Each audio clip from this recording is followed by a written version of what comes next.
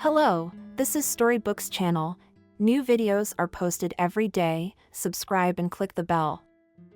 Outside the window, it was late fall. Heavy clouds floated over the city, and it seemed like an endless stream. A fine rain fell, half with prickly snowdrops, hitting the glass, bleeding in small trickles downward. Trees were leafless, elderly flowers in the beds and puddles on the paths. It was all depressing, sad, and wistful. For 17 years, now Kate has watched the same picture outside her window at the same time of year, the same window and the most native sill. How many tears have you cried on it? A girl cannot measure, nor can you measure the heartache she has felt all these years. It is at this time of the year, October 31st. Today is her birthday. It is for others such an event as a holiday. But for Kate, it is another occasion to realize that she is alone in this world. Since Kate was born in an orphanage, she didn't know her parents. The caretakers said only that they found her on the doorstep of the district hospital. There were no documents. Doctors determined that most likely Kate was born at home, but the negligent mother never managed to find a name, and the girl was given by the head doctor of the hospital. And the patronymic was given in honor of the guard, who, going around the territory, noticed the package at the back entrance. And the surname was given Saturday, exactly on this day found the baby. That's how she became Kate Saturday. It was kind of beautiful. Kate was healthy for her age, but luck turned away from the girl right after she was found in the brain. Fall evening. Kate was never adopted. No, lots of times prospective parents came by, looked at the kids. But for some reason Kate was always unlucky. The color of her eyes didn't match, or she didn't like the thin pigtails, or the girl needed a boy. And Kate dreamed of having a family, of having a mommy and a daddy. She'd have a mommy and a daddy to read bedtime stories to. And on weekends, they'd all go on a picnic together. And to have a fluffy, playful dog, but not fluffy and not a dog. A cat would be good too. Even a fish in an aquarium would be great. But none of that happened. The guardians chose. And they only looked at Kate in passing. It didn't appeal to anyone. For another 10 years, she hoped for a miracle. And by the time she was 14, she realized she'd never have a mom and dad, a cat and a dog and a fish. But every birthday she would definitely put on the windowsill, look at the street, and think here she will come out of here and everything in her life will be. Otherwise, she would be able to start her family. She will have children who will be the happiest in the world. And it doesn't matter what the weather is like outside the window, because mom will be there. And their birthdays will be filled with only positive emotions. And there will be a huge cake and candles and a lot of friends. No, at Kate's orphanage, they wished her a happy birthday. Even the cook baked a cake with apples. But it was all so mundane, so routine. And the headmistress, Lucy, even gave a small gift. Most of the time a book of some kind. It's nice, of course, but I don't have a heart. Where are you hiding? Kate heard Jake's voice. They'd been friends for about 10 years, ever since he'd been brought to the orphanage by the cat's mother. Skinny scared. He couldn't get enough and hid bread under his pillow. And Kate used to give him his portion, then a cookie, then that bread, and even a cutlet. Then the teachers noticed and scolded him. You can't eat so much. But Kate still secretly fed Jake. Then he got used to it, got full, finally calmed down. And over the years, it was not Kate, but he helped her and protected her from abusers and helped her with math. They were in the same class at the same desk, even sat together, and they came home from school together. The most true and loyal friend, Kate knew all his sad story. It turns out that Jake still had a brother he didn't remember. He was taken from his mother when Jake was first born, and he never knew where that boy was. He was adopted by some couple. That was the end of the story. And the mother never visited Jake at the orphanage. But over the years, he'd weaned himself from even thinking about her. Jake, like Kate, was alone in the world. This evening, he knew where Kate was. Sitting on her window in the laundry room again. Such a haven where the girl poured out all her tears and worries. Jake climbed up on the windowsill beside her. Then he realized and reached into his pocket. Happy birthday to Kate, Jake smiled. And wrinkled his nose at his fifth nose funny. Do you like it?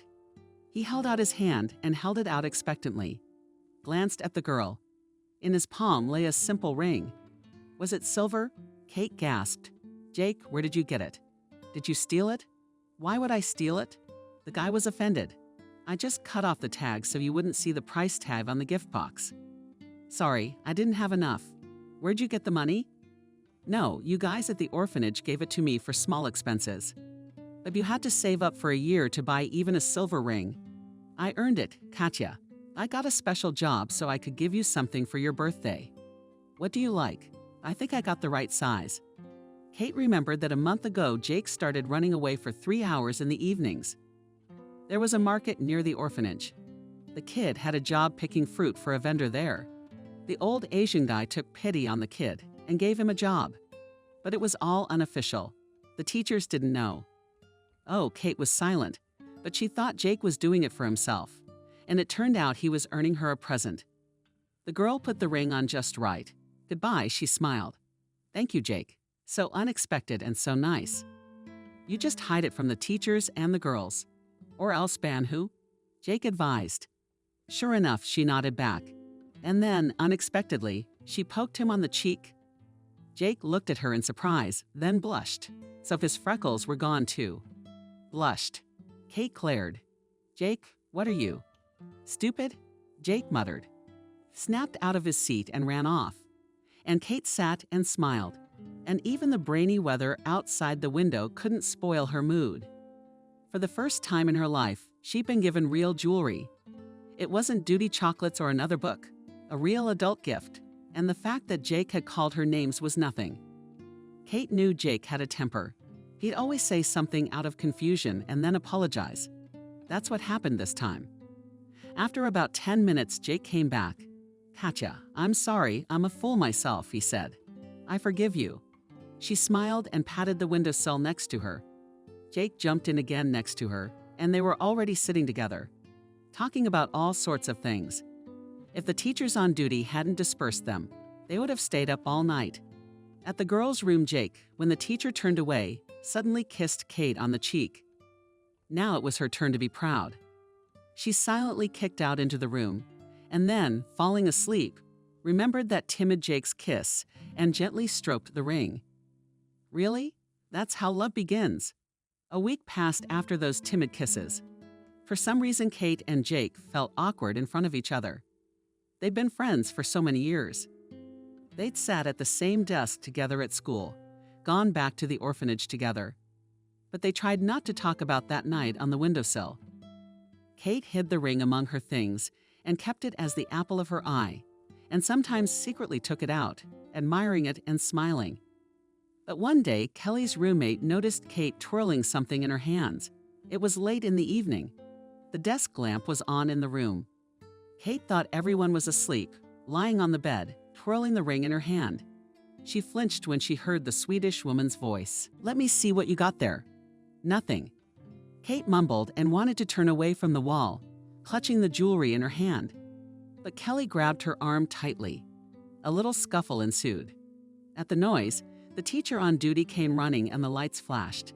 And then Kelly squeezed Kate's hand so painfully that her palm clenched involuntarily and the ring rolled to the teacher's feet.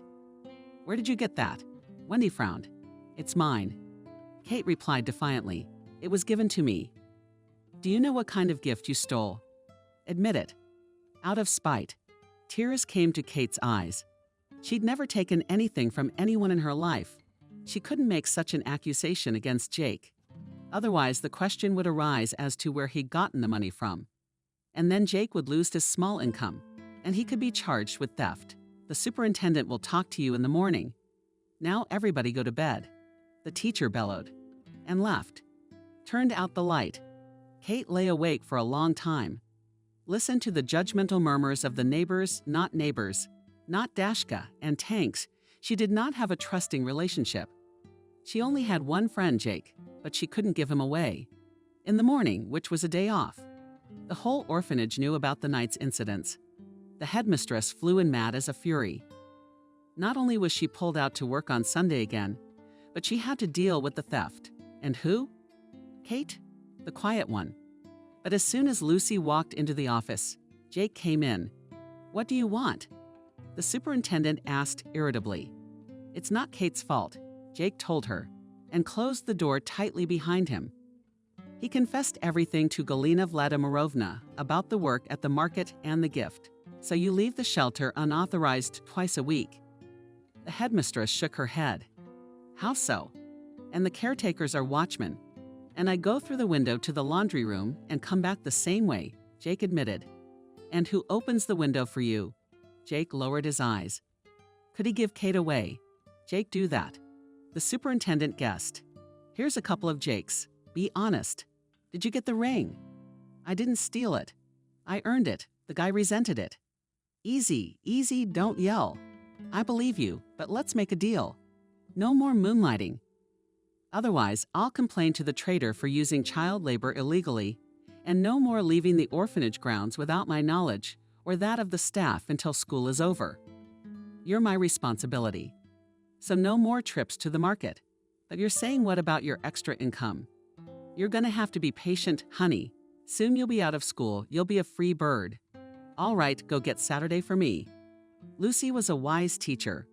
She understood that you and Kate were not just friendship, but first love. And you had to be very careful not to hurt either of them. Jake looked into Kate's room. She was lying on the bed with her back turned to the wall.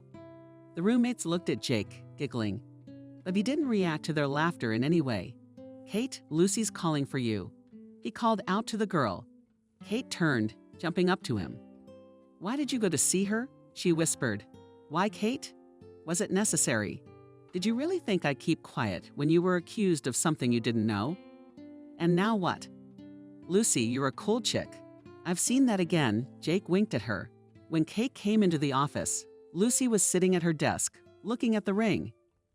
You're the one with the thin fingers, she said with a surprised smile when she saw Kate.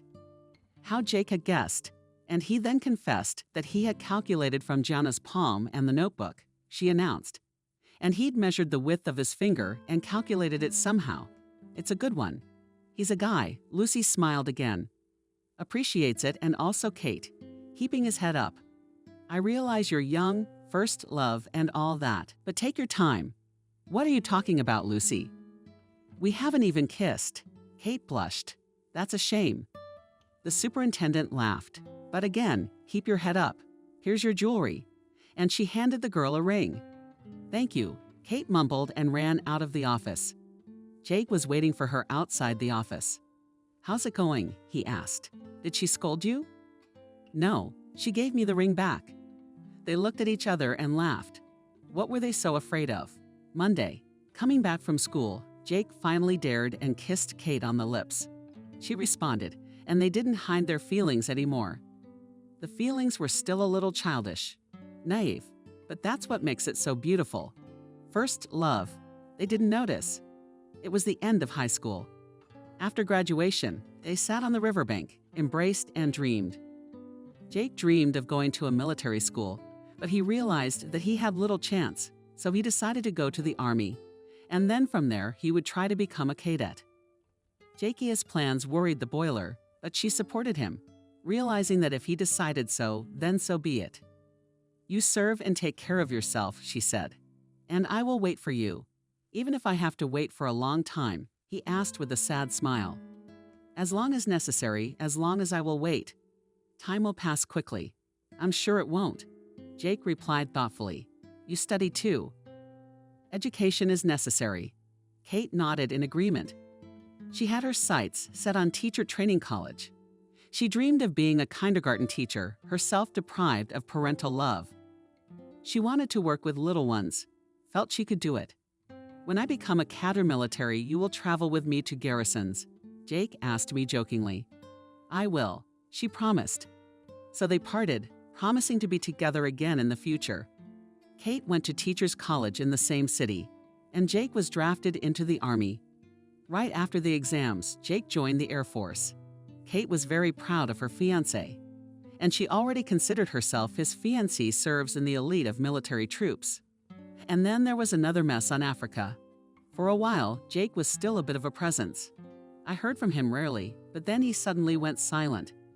Kate waited a month, 2, 3 and then went to the military enlistment office. That's how Jake Sidorenko died. They told her at the military enlistment office. Hearing this, the regiment woke up under Kate's feet. How why? She shouted. Why wasn't I told? Who is she, Jake? Nobody. He had no relatives. He was buried somewhere out there in Africa. Kate was told the exact place of burial. How could she go there? It was still a turbulent time, and the orphan had no money to travel. All Kate had left with Jake was that silver ring and the memory of pure first love. 5 years later, Kate graduated from Teachers College. She got a job in one of the city kindergartens. The girl received a small room in a dormitory from the state. In it, they arranged their everyday life. The kindergarten is a room like everything else in the girl's life. Kate loved her work, adored the little ones, and they felt her kind hearts yearned for her. The kids were happy to rush to the garden in the morning, knowing that Kate was waiting for them there. She learned skits and dances with them, and told them many interesting things. And how did Kate read fairy tales? You can listen to her. The kids did not need any cartoons, only if the teacher would tell them fairy tales. Kate also skillfully found an approach to each child. For example, Daniel was a born artist. Not only did he draw all the sheets given to him, but he would steal them from his neighbor. And then on the wall, something on the little boy was constantly scolded by another teacher. Kate found a way out of it. She hung the big cotton sheet on the wall in the playroom. What's not a canvas? You can paint on it. Daniel loved the idea. The walls in the playroom were now in order. Just make sure you change the absorbent cotton on time. Julia loved animals. Once she brought a kitten to the group without noticing it. Her mom was confused in the morning. The girl carried it in her purse. What to do with the kitten? We can't throw it out on the street. Although the headmistress was in favor of that option, Kate made a more humane kitten a house out of a box. And while Julia's mom went to the daycare center to get the animal, the whole group listened with interest to Kate's story about the cat family. In the end, everyone was happy and satisfied. There was a very modest girl, Daria, in the group. Kate saw that she wanted to read poems and perform at festivals, but she was shy. And then Kate, having agreed with her mother, began to stay a little longer in the evenings and study with the girl. She gives her confidence that everything will work out in 6 months. At the New Year's Eve matinee, Further was the most vivacious actress, and there were many other wonderful children in Kate's group. Every single one of them. Yes, Kate lived to work, and not just because she loved it. Although she did. But there was also a reason for the work. Kate forgot to dull her pain from the loss of Jake. So many years had passed, and she still could not come to terms with the fact that now she had no best friend, no loved one. The girl was still alone. Young men paid attention to her, some tried to woo her. But Kate was indifferent to all this. It seemed to her that it would always be like that. She didn't need anyone. But one day she met Frank. A young man came to the kindergarten to fix the wiring. He was an electrician. Kate asked him to look at an outlet in her dorm room. Frank agreed and looked favorably at Kate's precise figure. This she didn't notice, because she had never even thought of doing anything like that. That same evening, Frank fixed the socket, then the lock on the door, corrected it, and offered Kate a cup of tea for good measure. The guy didn't refuse. They just sat and talked. The next evening, Frank drove up to the daycare center in an old foreign car. Kate was just getting off work. At first, the girl, as usual, wanted to send her suitors away, but at the last moment she changed her mind and got into the car. It should be noted that Frank was correct, courteous, not complimentary. Probably that was what won Kate over. In some ways, he reminded her of Jake, just as reserved and calm. That's how Kate found herself. Soon they were dating, and 6 months later they were married. Kate moved in with Frank in his 2-bedroom. The girl decided that she had found her happiness, but everything was just beginning. 3 months after the wedding, Kate got pregnant. The girl thought the news would make her husband happy, but for some reason he frowned. "And you're in such a hurry?" he asked. When Kate said that she was at the clinic, and the doctor determined the pregnancy of 5 to 6 weeks. In a hurry, Kate was dumbfounded. "But you and I love each other. It's natural. We're gonna have 3 soon. That's great. What are we gonna raise this baby on?" Do you have any idea how much money it takes to raise a baby? I have no idea. I work with kids. Exactly while you're working. And then you'll be on maternity leave. Are you telling me I'm the only one who has to provide for my family? And he left, slamming the door. That night, Kate was alone in the apartment. At first, she cried because of her husband's words, but then she decided that he was just confused. Now he'd realize everything and come back. Frank came back at night, drunk. It was the first time Kate had seen him like that. "Frank, what's wrong?" She looked out of the bedroom when she heard something fall in the hallway. It turned out to be Frank. "What happened?" Frank grinned, getting up. "You're still asking. You sat on my neck. You want to put the baby on my neck too." "Frank, I don't understand." Kate cried. "Why did you marry me then?" "I don't know." He sat down on a stool in the hallway and shook his head. "I have such problems. And you're also with this pregnancy. I don't know what to do." He finally said it. "You tell me what's wrong." "I owe money, a lot of it." And Frank admitted that sometimes he gambles. Now he has a big debt on him, and it has to be paid off soon. "Where do I get the money?" "I don't know," he sighed. "How much?" $2 million. Kate was horrified. Where would they get that kind of money? "Katya, I was thinking maybe we should sell your dorm room. It's just sitting empty now anyway." "You privatized it, right?" "Yes. 5 years after they gave it to me." "So sell it. You could sell it for a good amount of money." Kate was frantically thinking. The room was her only asset, her emergency airfield, as it were. That's where she'd go if she didn't get along with Frank. But why did she think things wouldn't work out with Frank? I mean, it was fine before, and now she's in a situation. Yeah, Frank was confused when he heard she was pregnant. But that's his problem. "Frank, I'll just have to move in with you," she said shyly. He looked at her carefully, then stood up, smiled, and hugged Kate. "No problem. Sweetheart, I just need to sell it fast." "Frank, do you really not want a baby?" "No, honey.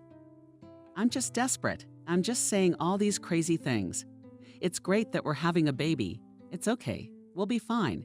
We just have to start the paperwork for the sale tomorrow." "Kate," she nodded and leaned on her husband's shoulder. "I will. You just don't play, and I won't do it again, please," he vowed. And then, lying next to her husband, Kate listened to his breathing and thought that everyone has problems of misunderstanding. The main thing is to say everything in time, and then you can find a way out of the situation. It's not a big deal if she sells her room. She's got her own family nest. And Frank's good, he's just a little off today. That's all right. The important thing is that they're together. Kate had the first half of the day free and decided to take care of the room sale. Frank was so affectionate and sweet. He apologized to Kate for his words yesterday and volunteered to help her. He was a realtor and a realtor of sorts. He knew a realtor and promised to do everything quickly and sell the room at a favorable price. All questions were solved within a week, and soon Kate got the money she needed. However, the girl only held the money in her hands in the bank and handed it to Frank. "I will give it to the creditors today," he promised. Kate stuffs the money into her bag.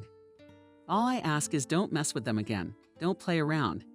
Kate looked at her husband anxiously. "Do you promise me?"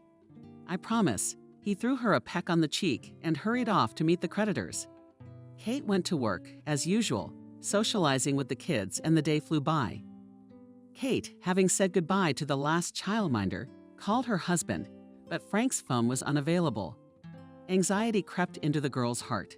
She called again and again, but her husband's phone was silent. Kate took the shuttle bus to her stop and headed for home. It was already getting dark. It was a September evening. Kate walked along the path in the park and pondered what to make for dinner. The anxiety had receded. Frank was just busy. That's why he wasn't answering. Here he would come home from work. They'd have dinner, then they'd lie together on the couch and dream about the future as a couple. Kate smiled at her thoughts already, the three of them. Her husband's car, parked at the entrance, she saw from afar. The girl rejoiced. Here was her husband home. It was strange that he had not met her. But then, there were reasons. She came closer and saw that there was someone in the car. She moved closer and froze. Frank was in the car making out with some girl. Kate jumped out of her seat and forced the car door open. "Good evening, darling." Husband with anger, she pronounced, "You're having a good time." Frank looked at her with a chuckle. "How is that a damsel?" Not a bit of embarrassment, remorse. "Isn't there anything you want to explain to me?" Kate was shaking with anger. She couldn't contain her emotions. "I don't want to," Frank answered and hugged the girl. "Go home. I'll be right there." "You've got a nerve. I'm your wife." "Frank, how can you?" My wife giggled. "Oh, how interesting." "Frank, did you really marry that chicken?" "It's a temporary thing, dear. Tomorrow I will go to the registry office and file for divorce," with a laugh, Frank told her. Kate stood next to the car like a spitting image. The two men were openly laughing at her. There was no more strength to look at all. Kate forcefully slammed the car doors and ran towards the house. And then she felt a sharp pain in her stomach. So much so that the girl was literally folded in half. Kate barely made it to the bench, sat down. She was writhing in pain. And Frank and his acquaintance just watched her from the car. Good thing Nena, an old lady neighbor on the landing, came out of the driveway and called an ambulance. Kate could barely remember being taken to the hospital, the doctors fussing over her afterward. She was falling into some kind of pit. Kate woke up the next morning in her room. A nurse was leaning over her. "Wake up affectionately," the woman said. "That's good. Lie down. The doctor will be with you in a moment." Kate wanted to ask what had happened to her, but she had no strength at all. She only closed her eyes. And when she opened them, there was a young doctor standing next to her. He was saying something to her, explaining, and it seemed to the girl that it was not with her. So the child was gone. Finally, realizing everything, she said barely audibly, "Unfortunately, that's true," the doctor sighed. "The important thing is that you were saved in time. You lost a lot of blood. It's a good thing the station had a supply of B negative. Otherwise, there's no telling what would have happened. All right, you fix it. We'll talk more later." Kate didn't pay much attention to the last phrase the doctor said. It wasn't until a week later, when she was on the mend, that the doctor explained to her that she would never have any more children ever again. Kate was publicized. Crushed meant she would never be a mother. It was painful to realize that. In all the time she was in the hospital, Frank never came to her once, as if nothing had ever happened between them. Like she wasn't even his wife. Kate couldn't believe she'd made such a mistake. When she was discharged, she didn't know where to go to Frank's house. What if he was there with his girlfriend?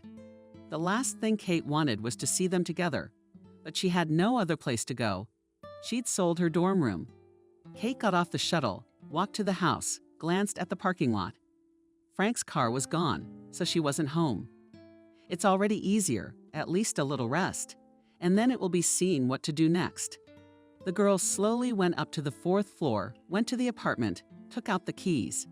And then she realized that the keys did not fit the lock. Had Frank changed the lock? And then the door swung open. On the doorstep stood that Kate girl in a bathrobe. "What are you doing here?"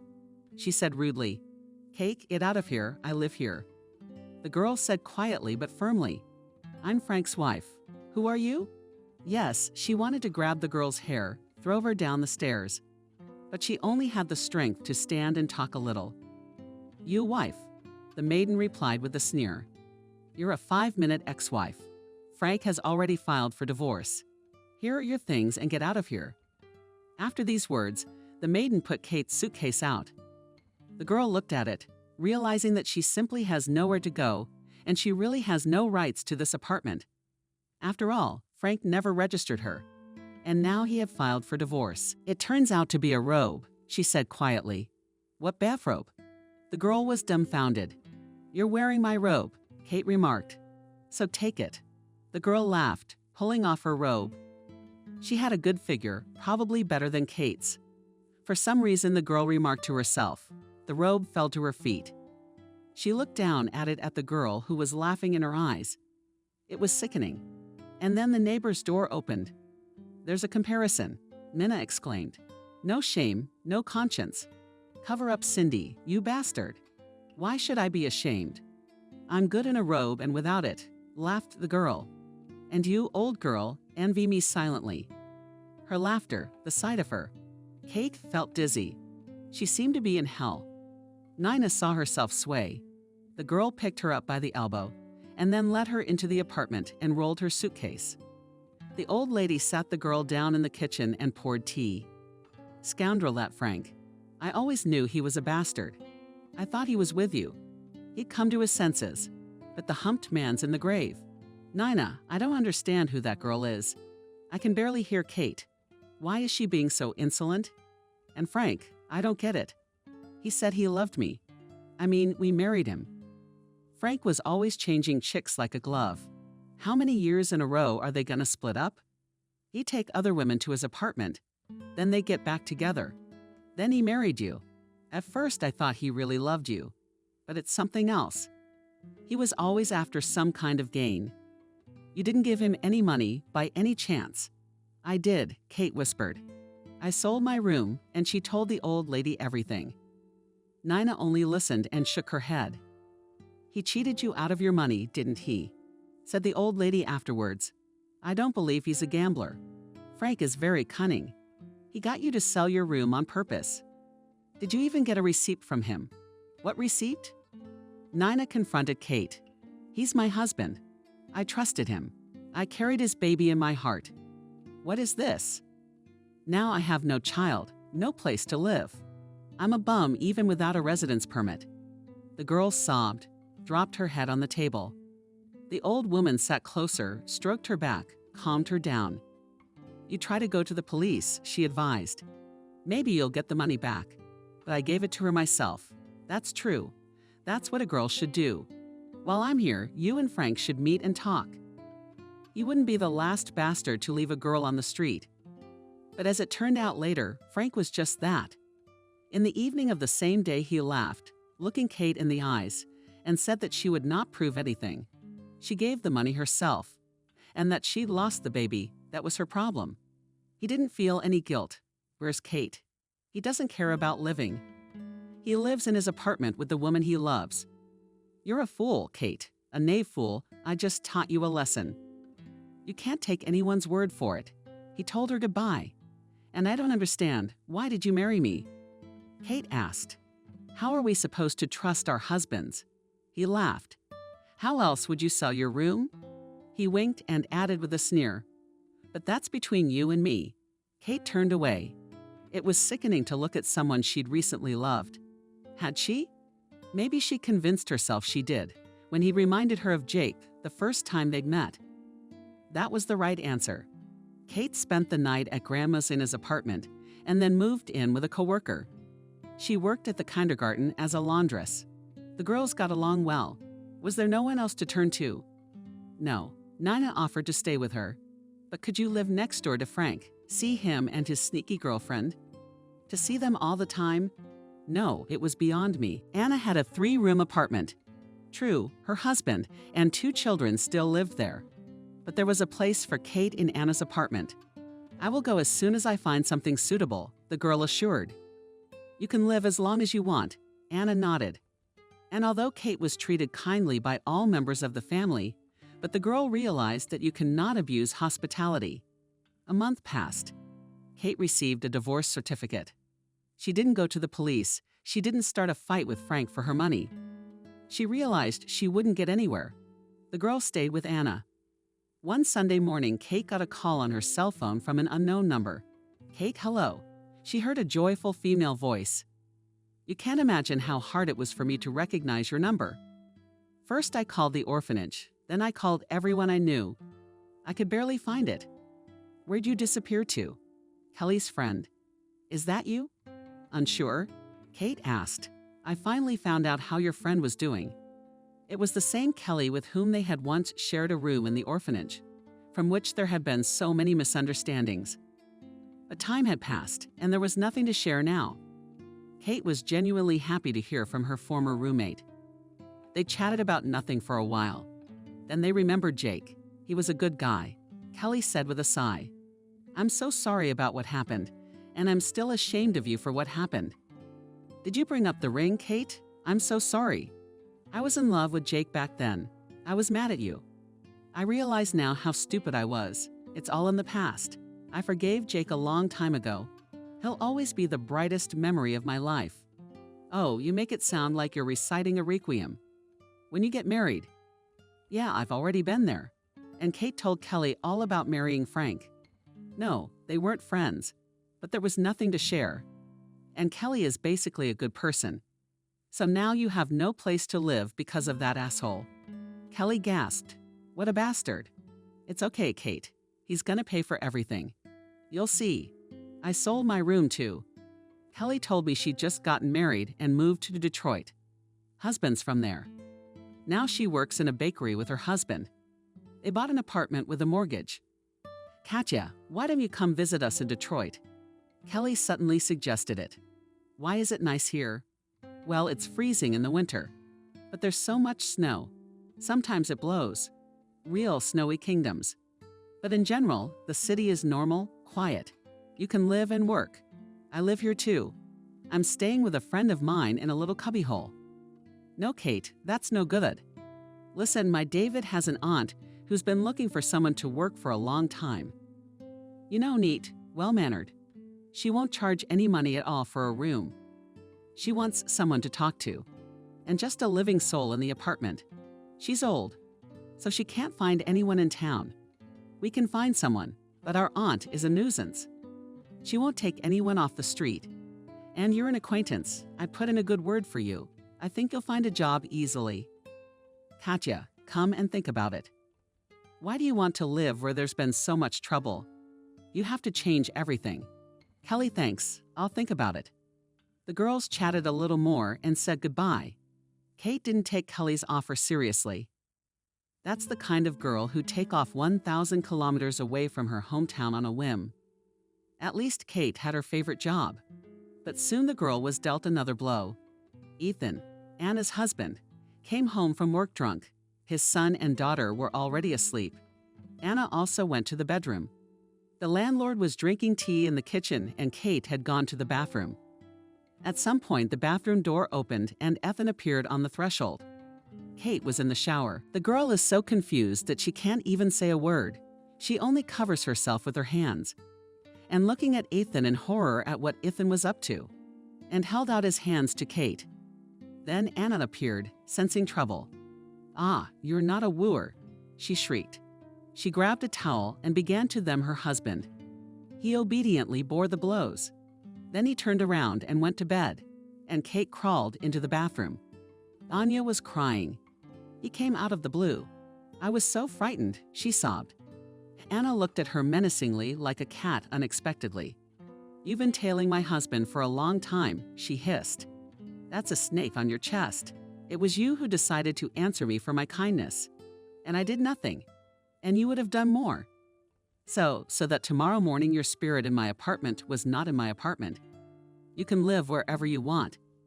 And be thankful I don't kick you out in the night. She left, slamming the door. And Kate sat in the bathroom. What was this black streak in her life? She was so sick of everything. And then she remembered her conversation with Kelly. She had to change things up. Kate left her robe and slipped into the storage room where she was staying with Anna. Found Kelly's number. Called Kate. Did you look at your watch? Kelly answered sleepily. It's 2:00 in the morning. Oh, I'm sorry. Kate realized. It's only the 12th hour. Okay, I'll call you tomorrow. No, you already woke me up. Tell me why you're calling. Kelly, your offer still stands. You mean the lady at David's? I just told her about you yesterday. She's agreed to take you in. And the best part is, she knows someone. The head of the daycare center might be interested. Then I'll leave tomorrow. Kate said firmly. Okay, I'll meet you. You call me later. Tell me the train and the number of the car. So they agreed. The next day, Kate quit the kindergarten, despite the anger of the headmistress. After all, she hadn't worked for 2 weeks, but Kate couldn't explain it to her.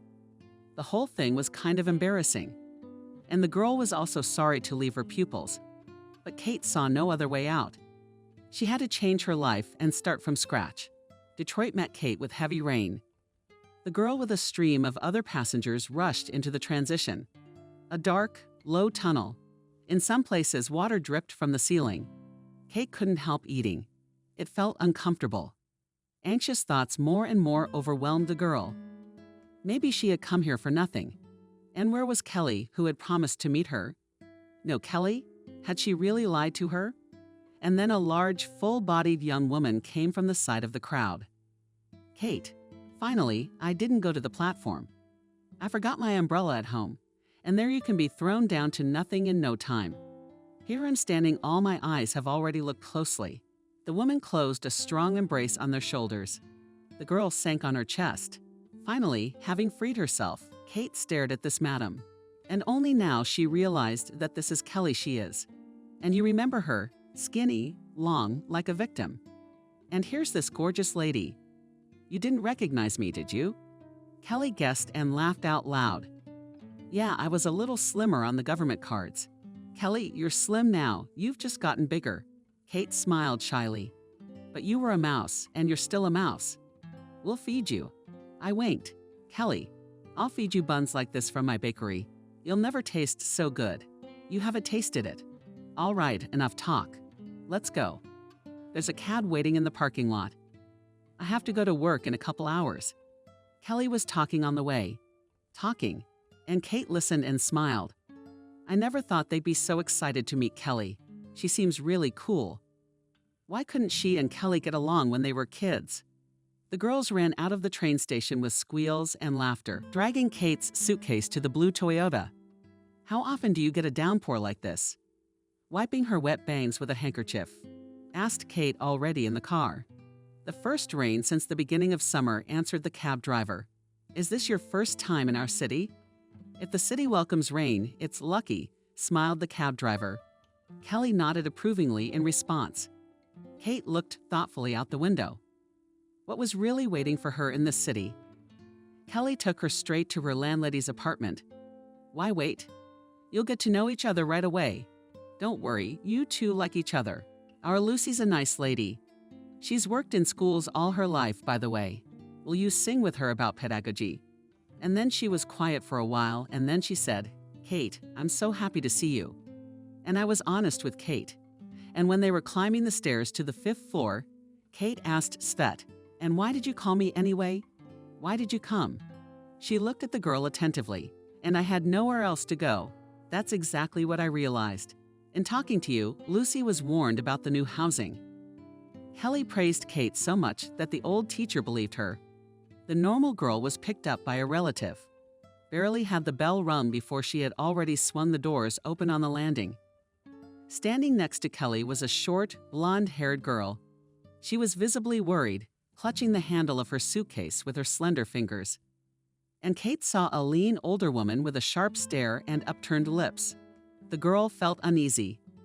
Would she be able to find a common language with this strict lady? But then Lucy smiled, and her eyes warmed. Wrinkles ran down her face. What are we doing? Shall we go in? Let's get acquainted in a pleasant voice, she said. And Kate, a little dared, stepped into the apartment. And Kelly, saying she was busy, ran down the stairs. So Kelly and I lived in the same orphanage. Lucy began her interrogation. Her face became serious again. Kate nodded shyly in response. We'll see. What a man you are. Lucy pursed his lips in a familiar way. I didn't like Kelly right away, to be honest. It was disturbing that she was an orphan.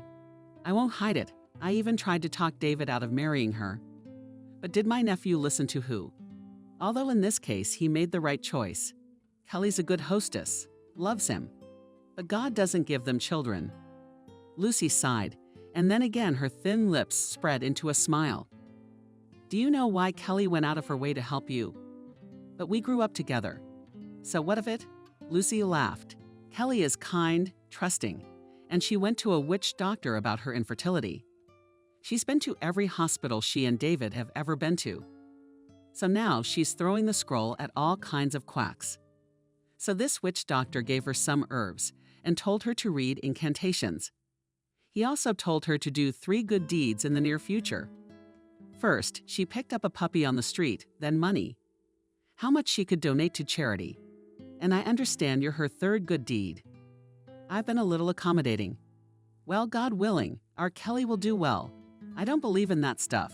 But there, who knows, says Lucy in between allocated Kate a towel, showed her room to the bathroom.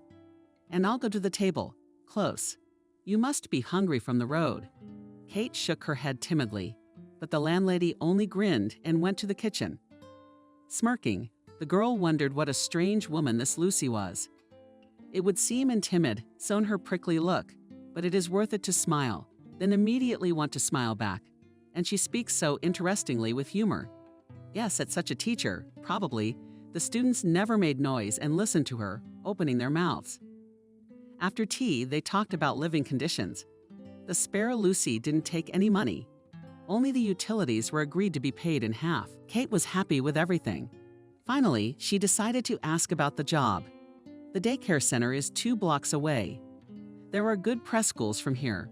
The principal is a former student of mine. I've already told about you. Tomorrow morning, go and find out for yourself. Lucy told her. Anyway, I've cast a rod, and the rest depends on you.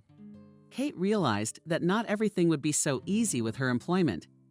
She was a little tense, but decided that she would solve problems as they came. After tea, she lined up in her room. It was small, but quite cozy. Kate liked it squared almost like her former dorm room. Thinking back to the past, Kate felt sad. But then, putting aside all sorrows, she began to sort out her things from her suitcase.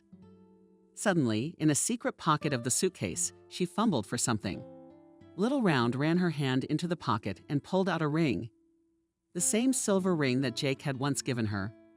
She'd stuffed it in her suitcase a long time ago when she moved in with Frank. She'd forgotten all about it. Good thing her ex-husband's new mistress. And the suitcase again. So Kate would have pulled out the ring and tried it on. Her fingers hadn't changed a bit over the years. The ring fit perfectly. Will you be my talisman now? Kate whispered and kissed the jewelry. And she truly believed that it would be. The next day in the morning, Kate went to the kindergarten.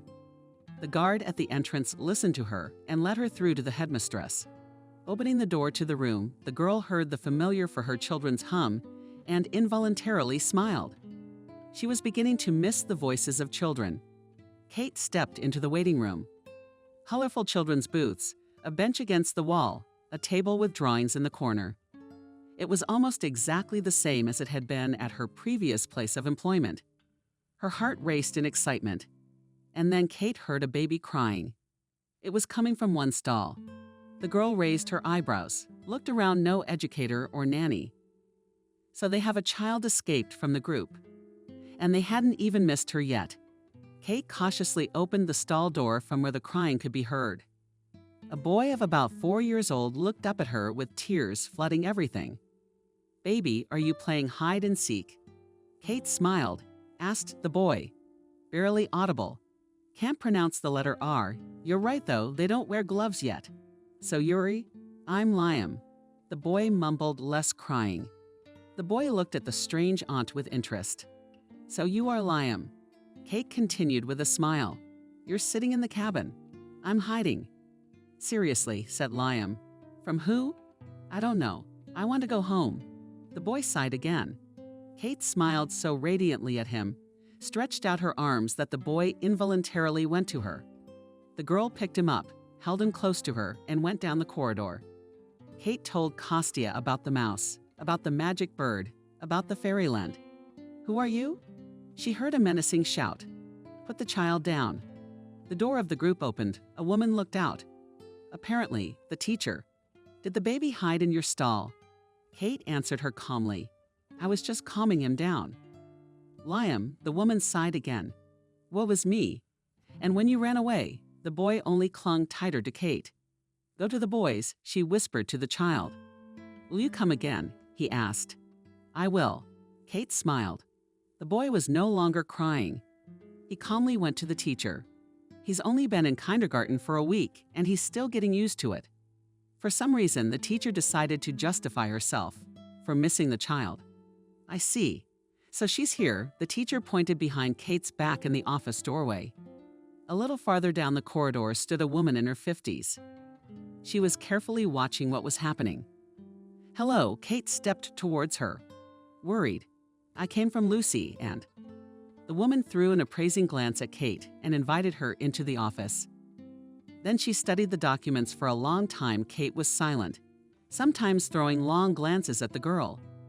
Actually, I don't take people off the street. I need character references, feedback, finally, from the clan.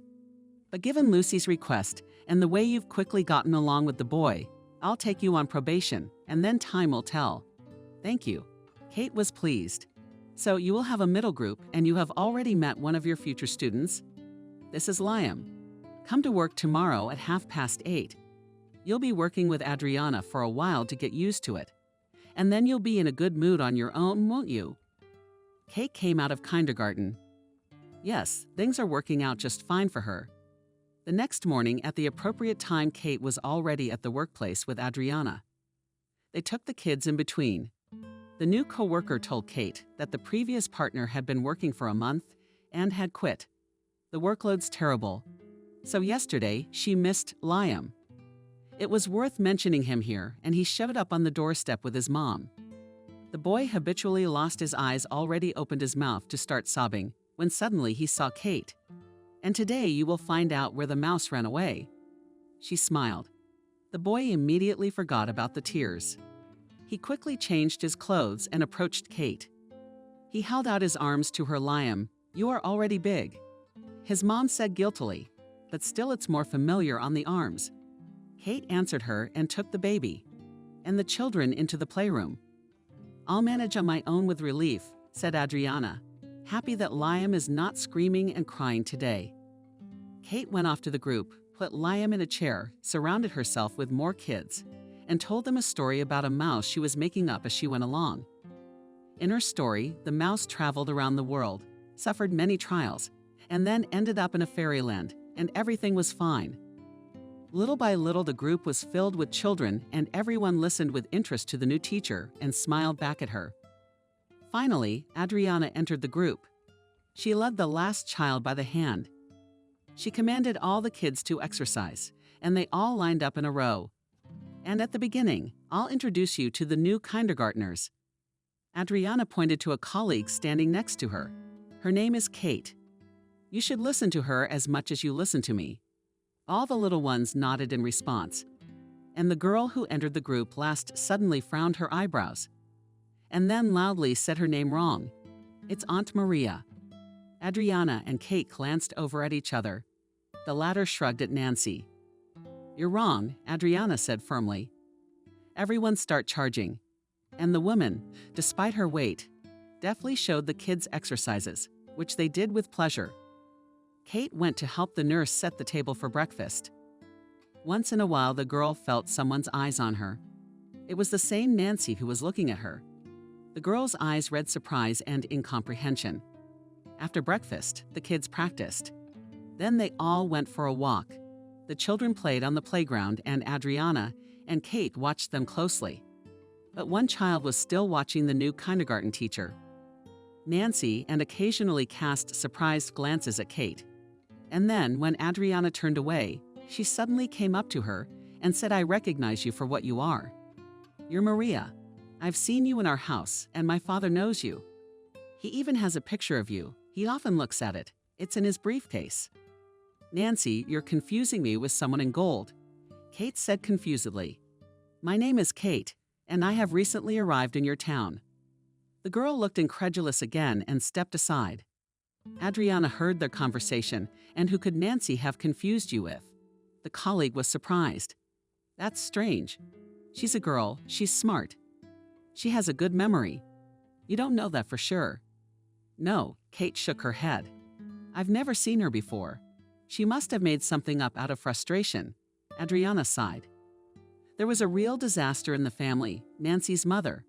She died about 3 months ago. She's been drinking and driving and crashed. But Nancy's dad is very positive, works at the Institute. He's a young professor, a historian, and how could he choose such a wife? Now he's raising a little girl, the poor guy's torn. It's a sad story, Kate sighed. You're right, Adriana. The girl just misses her mom. She's probably looking for similarities in other women, but you're nothing like her. Jenna Burnett had black eyes like that, Adriana remarked. Kate only shrugged her shoulders. That evening, Kate waited patiently for the last of the guys to be picked up. Adriana left a little early, but Kate didn't grumble. She could handle herself, and now Nancy was the only one left in the group. Adriana had warned that the girl's father was always late picking her up. Kate read Nancy a fairy tale, and the girl listened and looked at the teacher. "I understand why you don't recognize me." Suddenly the girl said, "You have an evil wizard behind you." Kate only sighed. She decided not to change the girl's mind. Time would pass and she would forget everything. And then Nancy enlightened Face Daddy, shouted the girl, and ran towards the door. Kate turned and saw at the entrance to the group a man taller than average dense-built redhead with freckles on his nose. The girl froze like that. The man looked so much like Jake, only a little older. And the man looked at Kate without taking his eyes off. Maria finally spoke up. "Daddy, I tell her she's Maria too. She doesn't believe it," screamed Nancy and rushed to her father. "I'm not Maria," Kate replied in confusion. "But you remind me very much of a friend of mine." "Maria, you really don't recognize me." "Yes, you are mistaken," shouted the girl. "I'm Kate. I can show you my passport." And the girl reached for her bag. Then she approached the man and shoved the document under his nose. He carefully read what was written there and once again looked at the girl. "Surely you are not Maria." Finally, he said, "Just very similar. But you're a little shorter. Your hair is longer, but from a distance. You are the same face and your birth date is next to each other. Maria was born on October 30th and you on the 31st. It's amazing, you're like sisters." How could she, who grew up in an orphanage, know that? Kate didn't understand anything. She felt like she was in some theater of the absurd. She reminded her of Maria, and this man reminded her of Jake. "Didn't you have a brother?" Suddenly she asked. "It's just that you look a lot like Jake. We grew up together in the orphanage." The man looked at her in surprise again. "What orphanage?" he asked hoarsely. Kate called it. "Yes, I was born there. And I had a brother, I found out. Then he died." Kate swayed when she heard that. Could this be the same older brother Jake used to be taken away from his mother?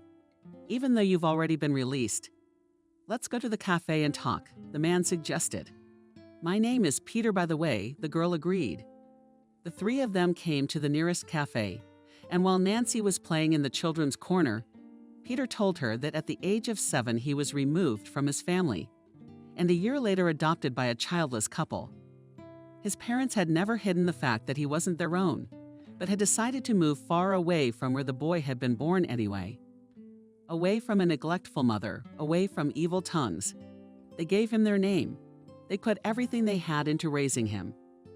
"Yeah, my parents told me I had a brother in that town. He was just a kid when they took me away. I didn't know anything about him. Then a few years ago, after my parents died, I decided to find out where he was.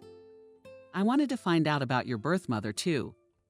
Yeah, I always wanted to do that, but I didn't dare when my parents were alive. I was afraid of offending them." Peter was silent and then continued. "I learned that the biological mother burned from vodka, and the younger brother died in the army. They were on Africa." Kate said quietly. "Yes, his name was Jake, and he was my friend." They looked at each other in shock. It was unbelievable that their meeting had happened. "I can't believe it. Alas, Jake's brother." Kate shook her head, sighing. "Well, you two do look alike. Jake was also the same redhead with the same freckles. Not in kindergarten, it seemed like he was the one who had just grown up for a lifetime. Freckles." Peter grinned. "I used to be so self-conscious about it. But then I got over it. I was worried that Nancy wouldn't look like me. Are your legs harder on you guys?" "You're wrong. They're very cute freckles." Kate smiled through the forced to ask the big question. "Will you explain one more thing why you and Nancy call me Maria? Who is she?" Peter laughed, said something about an acquaintance. Then suddenly he looked at his watch, apologized, and hurried out. He called out to Nancy. "Maybe I could give you a ride?" he offered. "No, thank you. I live close by." Kate declined, looking thoughtfully at Peter. What secret was he hiding? Almost all night, Kate could not sleep well. She wondered if she had a sister too. After all, Jake had a brother. Who was Maria? Peter didn't sleep that night either. He remembered the story of his love, looked at the photo card. on which there was a girl, really very similar to Kate with his wife Jenna. Peter was at the same institute, and they got married in their final year. At the time, Peter thought they were doing great. Jenna loved him, he was in love with her. 2 years later, they had Nancy, and 2 years later, Jenna suddenly became bored with family life. She was not satisfied with the fact that her young husband was not earning much at his institute. The first time Peter caught her with a lover in her own apartment, the lover threw down the stairs. Jenna wanted to kick them out, but only because of her daughter did not do it. Because Jenna would have left with Nancy, and Peter loved his daughter more than life. But Jenna continued to cheat on Peter. And then she started drinking while his foster parents were alive, and Nancy spent a lot of time with them, and then they died in a car accident. Peter was torn between work and taking care of his daughter, and Jenna continued to go out. It was only then that Peter learned that his wife had an inherited affinity for drinking. Her mother lived in a remote village and also drank, although Peter still considered it simple promiscuity. He didn't have the best genes either. Nevertheless, he got a higher education, defended his PhD. He wasn't the least bit attracted to drink. He tried talking to his wife. He persuaded her to undergo treatment, but she only laughed, called him a wimp. Peter sometimes considered himself a wimp too. Despite Jenna's lifestyle, her addiction, he still loved her. Yes, he could get a divorce and have his daughter by court order. But he couldn't let Nancy grow up without a mother. But it was difficult to manage the house and work by himself. And then Peter decided to hire a housekeeper to keep the house in order and look after Nancy. But nothing good came out of it. One day, a young girl called at their apartment. She introduced herself as Maria, said she was from a recruitment company. Peter liked her. Young, quiet, sweet. He immediately offered her a job. Nancy was home the same day. Maria quickly got along with her too. They played and walked and cooked dinner. And then Jenna came home. When the wife saw the young girl in the house, she made a scene with Peter. "Throw her out," she screamed. "Otherwise, I won't be able to take care of myself." Peter urged her to calm down and accept the situation. But Jenna only screamed more. And then Maria made up her own mind. She told Peter that she couldn't work in such an environment. "I really liked your daughter," she confessed. "But I don't want a scandal with your wife, so I'm leaving." "Please don't do this," begged Peter. "Jenna will calm down. You'll see. When she does, call our agency. If I'm free, I'd be happy to continue working for you. Can I have your phone number?" Maria thought about it and agreed. She took out her small photo card and wrote the number on the back. She didn't say anything about why she was giving Peter her photo. She just gave him a long look, and his heart jumped in excitement. Yes, Maria was a wonderful girl. Peter wondered for the first time how long he could put up with his alcoholic wife. Maybe he should change everything in his life. For several months, Peter agonized and realized that he fell in love like a boy almost at first sight. But every time intending to call Maria, he stopped himself. Wouldn't he regret it later? After all, he's married. He hired an old woman to be his housekeeper. This time his wife was quiet. She stopped doing anything around the house. Only with Nancy, a little engaged in the kindergarten, picked up when they were on a bender. But Peter still cared for his daughter more than his own mother. And then Jenna died. She drove drunk and lost control of the car. It was a shock to Peter and a relief at the same time. Yes, Nancy missed her mother, but she's a little girl. She'll forget.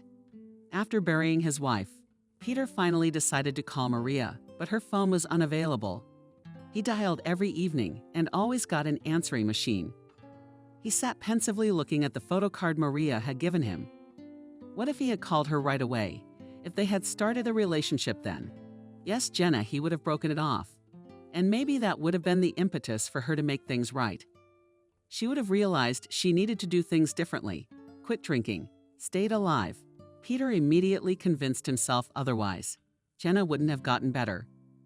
She had purposely killed herself and had finally accomplished it. Peter did not notice at first that his little daughter was looking at him attentively when he was sitting like that, thinking about what happened and what did not happen. One day she climbed into his lap, saw the picture. "Is that Maria?" the girl asked. "Do you remember her?" She used to read me a story. She was beautiful. Only Mom was better. Peter hugged his daughter tightly and kissed her. Of course, for the little girl, her mom was the best mom ever. One day he called the employment agency and asked about Maria. She no longer worked for us, he was informed. Maria had quit. Where could he find her without a clue? Peter asked for Maria's home address, but of course nobody told him anything.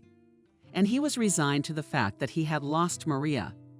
As suddenly saw and kindergarten teacher, so similar to her in the first seconds, he really thought that Kate is Maria. But then he realized, it seems, even too much.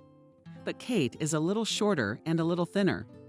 And in the time he hadn't seen Maria, the girl's hair couldn't have grown to that length. They're clearly her own unbroken. But where did the resemblance come from? Peter realized there was no such thing as coincidence. Especially Kate said that she grew up in an orphanage. So Maria could be Kate's sister. It wasn't until morning that Peter decided he should tell his daughter's new caretakers and a little more about the former housekeeper. No, he wouldn't pour his heart out to her, just refer her to the very agency Maria worked for. Maybe Kate will be able to find her. And then Peter can meet with Maria and talk frankly. In the evening, he went to pick up his daughter at daycare as usual. Nancy took Kate out of the group. Kate, I have been thinking all night, and I think you have a right to know how I know Maria, said Peter. I think you really are sisters because I don't believe in coincidences like that. I confided in Kate too. Peter told me about the agency, gave me the coordinates.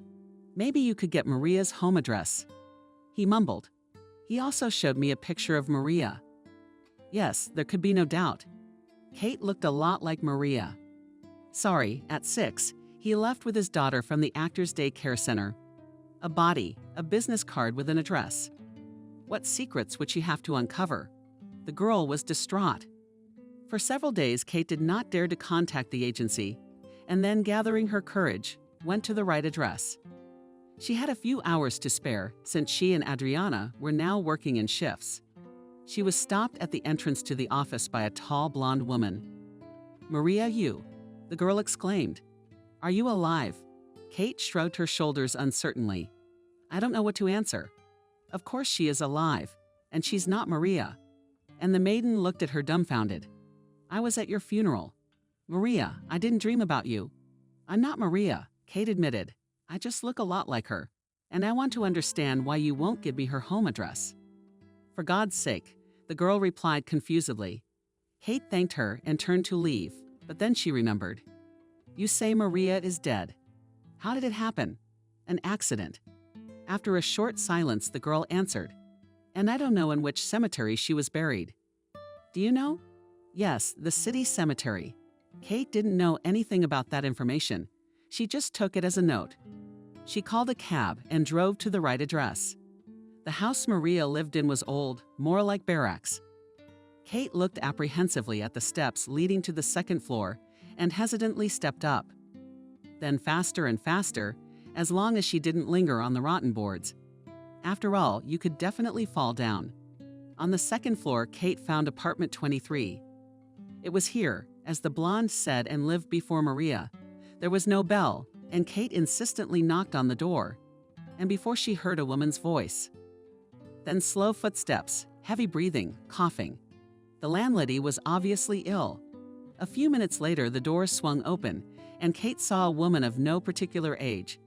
Short, thin, a little from the mountains, long from the ground, and her complexion gave away a severe illness. When she saw Kate, the woman suddenly covered her face with her hands and cried out thinly, "Oh," and almost fell senseless. Kate caught her in time to pick her up. "Maria, are you alive?" faintly said the woman. Sama literally in the saw and with eyes in her face. "Girls, my name is Kate. I've been told I look a lot like Maria. I want to understand why the woman continues to look at the guest with horror. Kate, your name is Kate. Oh my God." The woman covered her face with her hands and sobbed. Kate stood by her side, not knowing whether to leave or stay. "Can you tell me why Maria and I look so much alike? I've seen her picture. Indeed, the resemblance is enormous." The woman continued to cry.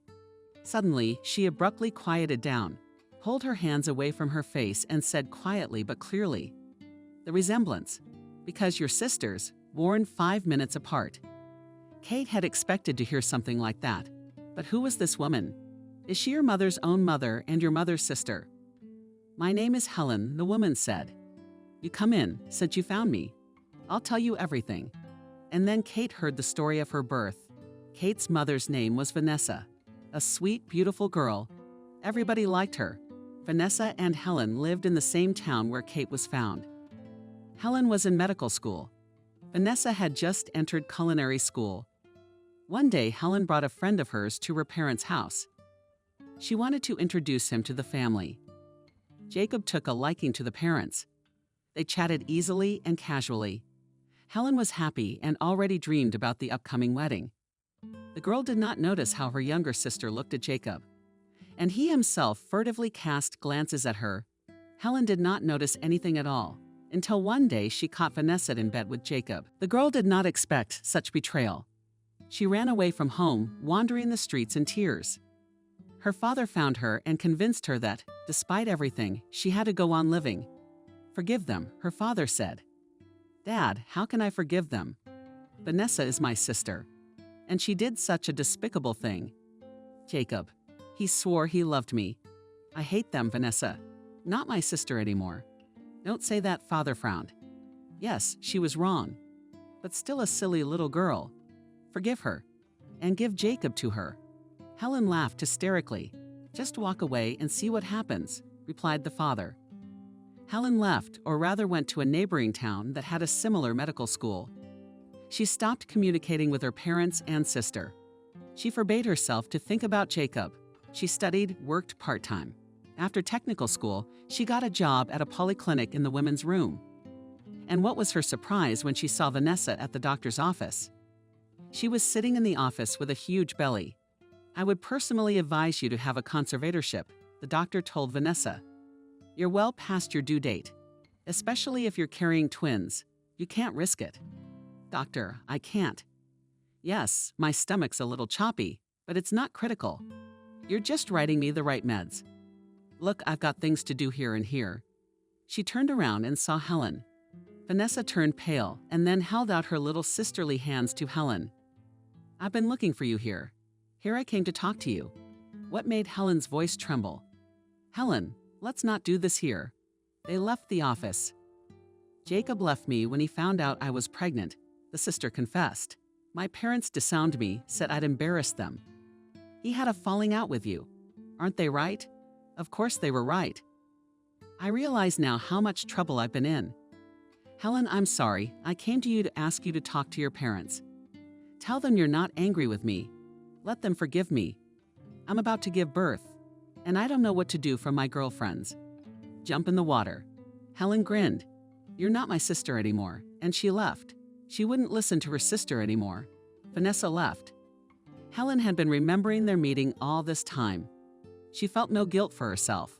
Her sister had gotten what she deserved. And then Helen decided to check on her parents. After all, they appeared to be taking her side. Neither her mother nor father knew where Vanessa was. They were happy to see Helen, surrounded her with care and attention. They didn't want to hear about the little one. If she was pregnant, that was her problem. In the evening, Helen went for a walk around the city. Not far from the house, she saw Vanessa. It turns out that she came to her parents to fall at their feet and beg for forgiveness. But she never made it home. "They won't forgive you," Helen said. "There's no place to sleep tonight," Vanessa cried. "The last friend asked for a way out, so go to our cottage." After thinking about it, Helen replied, "Live there until the birth, and from there you will call an ambulance when the time comes. And then you'll make arrangements with your parents. Wait, here I'll take out the keys to the dockshot and some groceries." "Thank you." Vanessa Helen was happy. "Have you forgiven me?" Nothing. Her sister didn't answer her. No, she didn't. She just suddenly decided to take pity. And the next day, Helen planned to go to her place with her parents. She said goodbye, decided to stop by Faith's, and found her sister. Anyway, Helen also realized from the pain that Vanessa was in labor, and the ambulance would not arrive in time. She delivered her sister's baby. How much did it cost her? Vanessa, and separated her from her beloved Very, giving birth to his children. That's not how it's supposed to be. It was Helen who was supposed to be the mother of Jacob's children when two babies were born one after another. Helen's nerves were on edge. A monstrous plan was brewing in her head. "You're on your back a lot," she said to Vanessa. "I called an ambulance, but until it arrives exhausted from labor," the sister smiled gratefully and looked at her babes sleeping next to her. She whispered, "Like angels." "Like angels," Helen replied through gritted teeth. She left the house in the evening. It was late fall. It was good that the neighbors had already left. No one would hear anything and no one would see anything. Helen found a small can of gasoline in the shed, but then changed her mind. Everything would have to be. Naturally, she went back into the house. Vanessa was asleep, cuddled up with her daughters, merrily poring over the wood in the stove that Helen had recently heated. She opened the firebox and threw out a few burning embers, throwing a glance at the gas tank standing nearby. Yes, things would happen quickly. Helen was about to leave, but suddenly she froze, turned around. No, she didn't feel sorry for her sister. But the children are the daughters of her beloved. Let him be a traitor, but she still hadn't forgotten him. Helen picked up the baby on her arm and hurriedly left the dacha. Soon the house was battered by flames, and Helen meanwhile hitchhiked to the city. On the way she came to her senses. Why did she need two children? What would she do with them? She didn't hesitate. She left one girl on the doorstep of the hospital, and with the other she went to her house. She decided to hitchhike so that no one would remember that she had left her hometown with a child. And in the morning, when she was already asleep in her apartment, her parents called. They now knew her phone number. The crying mother said that their dacha had burned down. In the midst of the fire, they found the woman's remains. It is assumed to be an accident. What about the children? Helen asked. There's a tank exploded. You can't make out anything. The mother sobbed into the phone. My father and I can't understand how she ended up at the cottage. She must have taken the keys to the cottage when she left the house. Yes, that's what the investigator says. Oh, my daughter, how could it be? If we had known it would happen like this, both her and her father realized what they'd done. They had pushed away their own blood, but nothing could be undone. The investigation wasn't very thorough. They determined it was an accident, and that was it. And Helen told everyone that she found the girl at the train station. Allegedly, she came by train, passed by garbage cans at the parking lot at the station, heard a child crying from one of them. She went over and took the girl. She didn't say anything to anyone. Immediately, she felt so sorry for the little girl that she took her in her arms and took her away. Even the police believed her. Helen had the ticket in hand. She spoke confidently. Who would have doubted her actions? A nice young woman, also a medic. Then Helen was allowed to adopt a girl. Helen went on maternity leave and became a happy mother. She tried to forget about the terrible October evening, as well as the funeral. In fact, Helen even went to say goodbye to her sister. And at the funeral, she cried sincerely, seeing her off. As time went on, Helen moved away from her native place from a simple midwife in the polyclinics, became in charge of the maternity ward. She was a respected person. No one could say a bad word about her. Helen helped a lot of women. How many babies she took at once and cannot say. During her work, she received certificates of merit. About Helen more than once wrote in the local newspaper all her life. All her actions seemed to be on the radar in a small town. Personal life at Helen never developed. There were a few romances, but they all ended rather quickly. It was worth Helen noticing that another sigh or a wrong look at her daughter Maria became for Helen the meaning of life. She was similar to Vanessa in height, but in appearance she looked like her father. Helen was always afraid that her parents might see it when they met. What if they realized it? But time passed, nobody guessed anything. And when the parents were gone, Helen breathed a sigh of relief no one would find out. Her secret about that second girl Helen had never even considered. The woman Maria pampered, forgave her everything. Maria grew up a spoiled brat. After high school, she didn't go anywhere. She lived on her mother's neck, hanging out in entertainment establishments. She changed men often. Helen repeatedly begged her daughter to slow down and change herself and her attitude to life. Maria only laughed. She thought that her mother is not modern, does not understand anything. And then Helen as if burst. In everything in her daughter's features and words, she began to see her late sister Vanessa. Helen never forgave or repented for what she had done, even after her death. "You're as much of a slut as your foul-mouthed mother," she once shrieked in her heart. And Maria didn't even realize she was adopted Helen. "You mean like you?" Maria asked the woman with a chuckle. "Thank God I did not give birth to you. You want to know the truth? Yes, I found you in a trash can at the train station as a puppy. You were thrown away by your own mother. And I picked you up." Maria, having learned the truth, changed her face, left the house, and didn't come back for a week. And Helen spit on it. Tired of this girl's antics, ungrateful bitch. Let her live the way she wanted. But soon everything changed. One day Helen felt sick. She went to the doctor herself, and suddenly it was discovered that Helen had a tumor in her pancreas. How could this happen? After all, Helen had annual checkups. She'd been watching her health, but the tumor was overlooked for some reason. Helen was about to undergo chemotherapy surgery, and if the operation itself was free, the subsequent treatment cost a lot of money. No, it was possible to do everything on a quota. But then you had to wait for a month, 2 or 6 months. And Helen didn't have that time. She had a small savings. Colleagues had collected some, but still not enough for a full course of chemotherapy. So Helen decided to sell her nice apartment. It had been given to her as a servant's apartment. Now the woman had privatized it and could dispose of it herself. In order to sell it, she needed Maria's consent. Helen struggled to find her daughter with some dubious acquaintances. She told Maria about her illness and that she needed to sell the apartment. Mommy cried, "Maria will get it done right. As long as it helps." The girl hugged the woman. Maria loved Helen anyway, and she loved her too. The women cried, hugging each other. "What's all this Maria sobbing for?" "I don't know, baby," Helen answered. "I guess everyone has some kind of trial in this life." Yes, she was sure that her illness was her trial, not an answer for something she had done years ago. Late one October evening, Helen sold the apartment. They moved with Maria into an old barracks. Here the woman was able to buy a place very cheaply. Now she had her own corner and money for treatment. Maria never left her mother's side.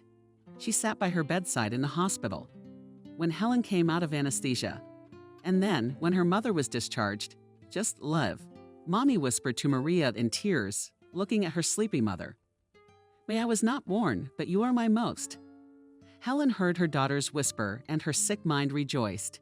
Yes, Maria, her child, no matter what. Helen, after the surgery, went through all the necessary procedures, but only the disease still wouldn't recede. She eventually had to quit the hospital. Now she lived almost entirely in this gray barracks. Helen thought back over her life. Did she regret her terrible deed? Sometimes her heart treacherously clenched when she remembered her sister, but then she stubbornly told herself Vanessa got what she deserved. Maria, a little while later, she realized that now she was the head of the family, and she would have to provide for her mother. But where could the girl get a job without education? Maria worked and in the store, and in the courier service, and in the clinic, and the company. Yes, now she was cursing herself for not going to study after school. But nothing could be fixed now. Maria decided that she would definitely get an education as soon as her mother was better. But in the meantime, she would take any job. One day, an acquaintance, Vika, offered her a job at a recruitment firm. "Everything is decent there," her friend told her. "You work as maids or nannies for rich people. They pay decent money. Plus, there are part-time jobs." She stopped talking and squinted slyly. "What kind of part-time work?" Maria asked again. "The owners are rich people. Sometimes there are single men with money. You can have an affair firm, it is not forbidden." "You mean become a saleswoman?" "Oh, Maria is dramatizing." Vika laughed. "However, as you wish," Maria, having weighed all the pros and cons, went to work in this office. She did not have anything stolen from her. Customers were decent people, and Maria was not looking for a patron among them. One day she was sent to the house of a young professor. That's how Maria met Peter. She liked him very much, but after working only a day, she had to leave because of his unrestrained wife. Maria gave Peter a photo of herself with her phone number. What if they could make it work? Yes, Peter wasn't fabulously rich, but Maria didn't need to be. She just really liked that young man with the funny freckles on his nose. And then the office sent her to a very rich house, and there was hell waiting for Maria. The owner was an old man who decided that everything in this world could belong to him. If only he wanted it. Here he offered Maria to go out with him. The girl, remembering Peter, refused. She has changed a lot lately.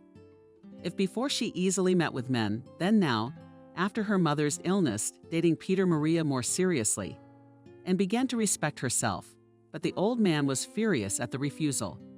He ordered his guards to lock the girl in one of the rooms, and then he came to see her. Maria resisted, but the master, though old, was strong and powerful. One day Maria managed to get out through the window to the street by a sheet. It was the 3rd floor.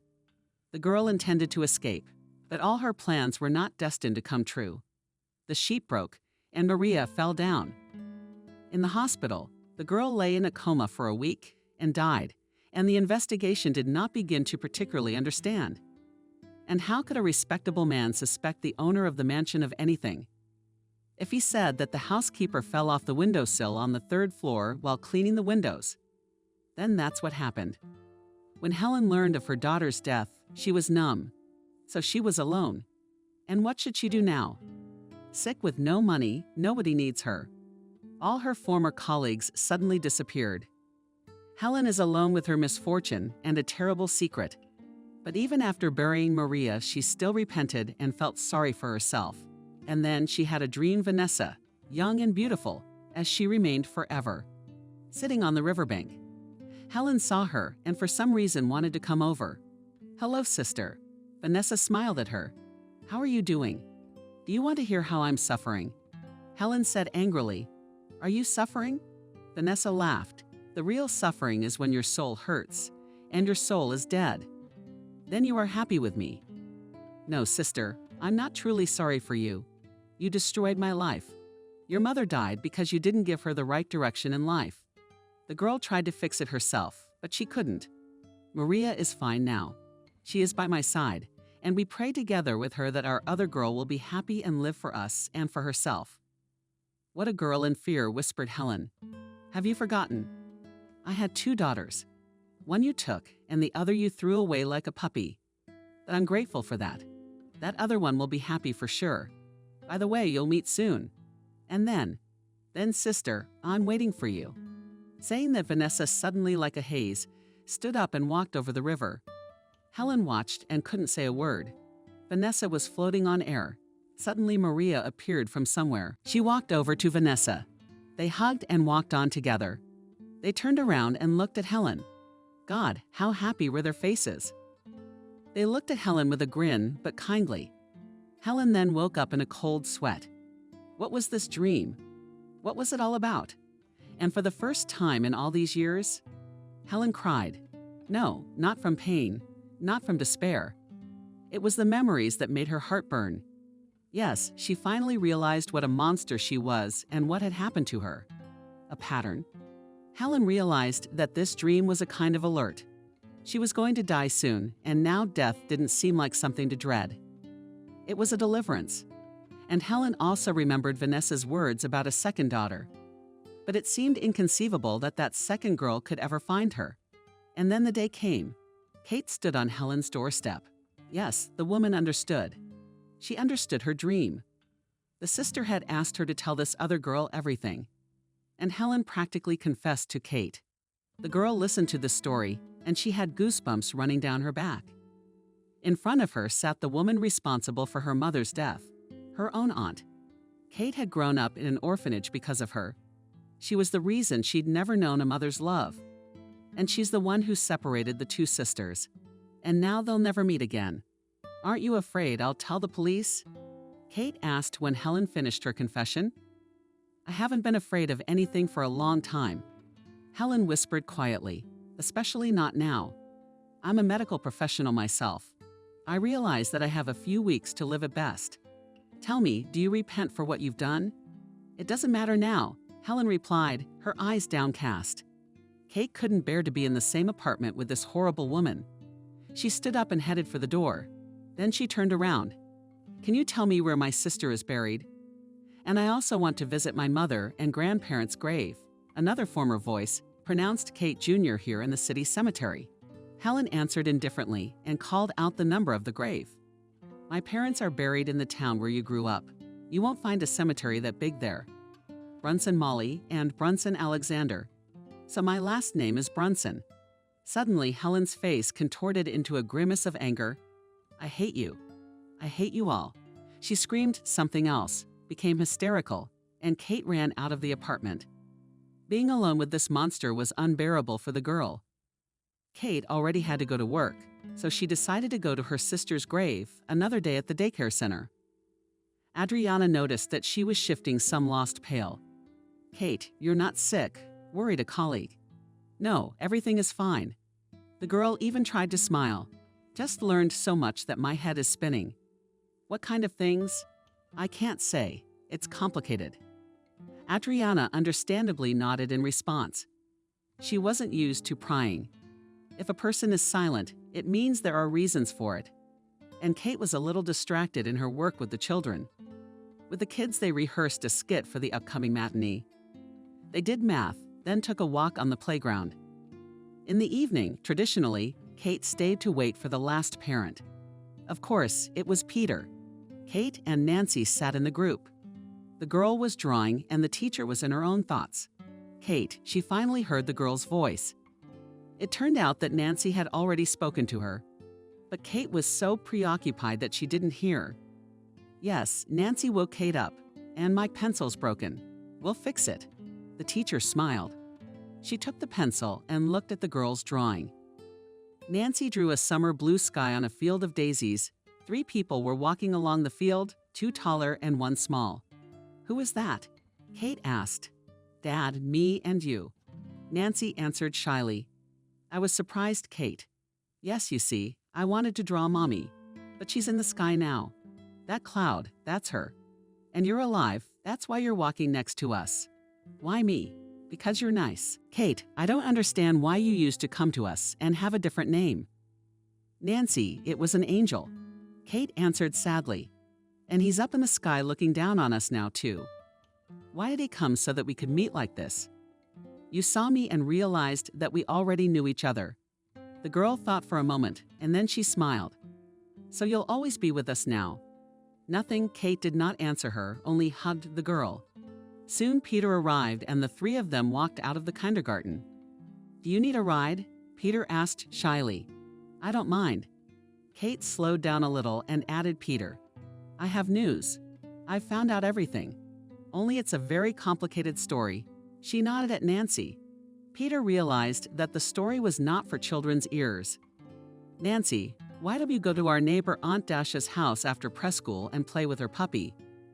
Nancy was delighted. Auntie had a funny little dog. And the neighbor, after her daughter went away and lived alone, was bored, and therefore liked to mess around with the little neighbor. Arranging with Daria, Peter took Nancy to her. Afterwards, he and Kate went to the park. They sat down on a bench, and the girl told everything she now knew. What a terrible story. Shook her head. Peter ruined her own sister because of a man, separated the sisters, and continues to live quietly. Kate, everything must be told to the police. And what? That she's sick. You have to take responsibility for your actions. That's what I wanted to do at first, but I think the aunt punished herself. She realized what she'd done. And after all these years, who's going to look into it now? I doubt our statement will be accepted, and Helen will easily recant, and I can't prove it. I should have turned on the tape recorder. When you 2 were talking, and I didn't think of that. Peter, and I want to go to Maria's grave on Saturday. Would you like to come with me? Peter said yes. It pained him to realize that the girl he had dreamed of was dead. They hadn't even talked. On Saturday afternoon, he picked up Kate, and they went to the city cemetery. On the way, they stopped at a flower stall, and the girl bought 10 red roses. There were already flowers from Peter in the back seat. but for some reason, 2 bouquets. Each of them wanted to pay tribute to the girl, who for one was only an acquaintance, and for the other a dear person. Only they didn't have to see each other during her lifetime. Maria's grave they found quite quickly. The girl found her final resting place by a young child who had been planted by someone nearby. A fresh mound of earth, a simple cross, pictures among the wreaths. Kate looked at her sister's picture and her heart ached. How many things would have been in her life if it were not for the cruelty of her aunt? There would be no orphanage, no longing, no tears. And there would have been 2 sisters who were friends, who trusted each other. None of this happened, and it will never happen again.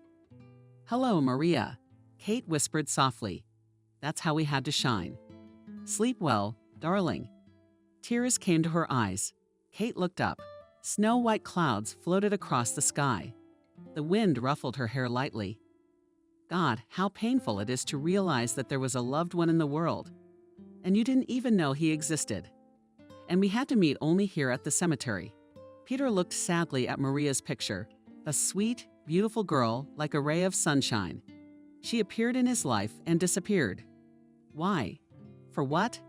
And if he had not dared to call her at the very beginning of their acquaintance, maybe things would have been different. It was hard to realize that there was no going back. They stood for a while longer, put the flowers down, and walked towards the exit. But Peter suddenly stopped.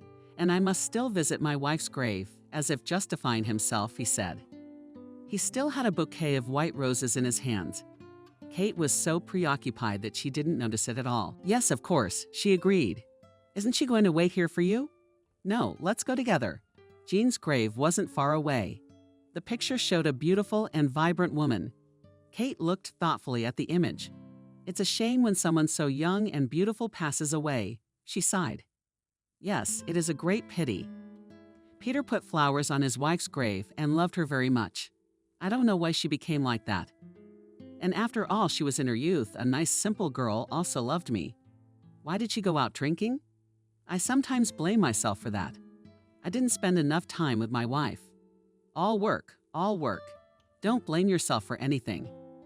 Everything happened the way it was meant to. Kate touched Peter's arm. "Let's go," and they headed for the exit now finally. And then they sat in the car for a long time silent. For some reason they didn't want to leave. Kate interrupted the silence. "Peter, tell me about Jake. All I know is that he looked like me." "Yes, you do." Kate smiled sadly. "Jake was wonderful, my best friend and first love. He dreamed of being in the military. He was excited to join the army. I promised to wait for him. But we never met again.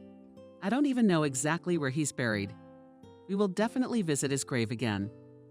Peter gently touched Kate's hand, and it was his touch that surprised Kate a little. And then, for some reason, she was getting angry. She began to realize that she liked Peter and no longer liked Brother Jake just as a man. And Peter was looking at the girl in a different way. A few weeks went by. Kate and Retkov met at the daycare center. They had a few friendly words, and each wanted to say something else, but didn't dare. And then somehow Nancy didn't show up for kindergarten. Kate got worried, called Peter. Nancy was ill, Peter said. She had a high fever, sore throat. "Did you call a doctor?" "Yeah, there was a woman, prescribed some medicine and left.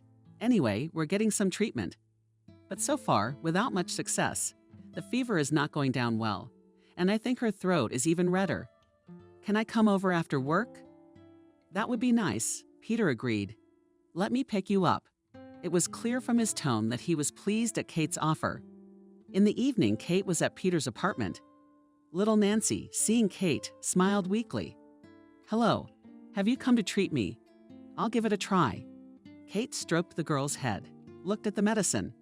"I'm not a medical professional, of course, but it's strange that the doctor only prescribed a fever reducer." "Nancy seems to have a sore throat," she informed Peter. "I've worked with children for years. I know how it manifests itself. So what can we do?" "I'm a historian, not a doctor." Peter shrugged. "What the doctor said, that's what we drink. So first, we'll try grandmother's remedies, as they call them. Do you have any raspberry jam? Who would make it?" "I see. How did I know?"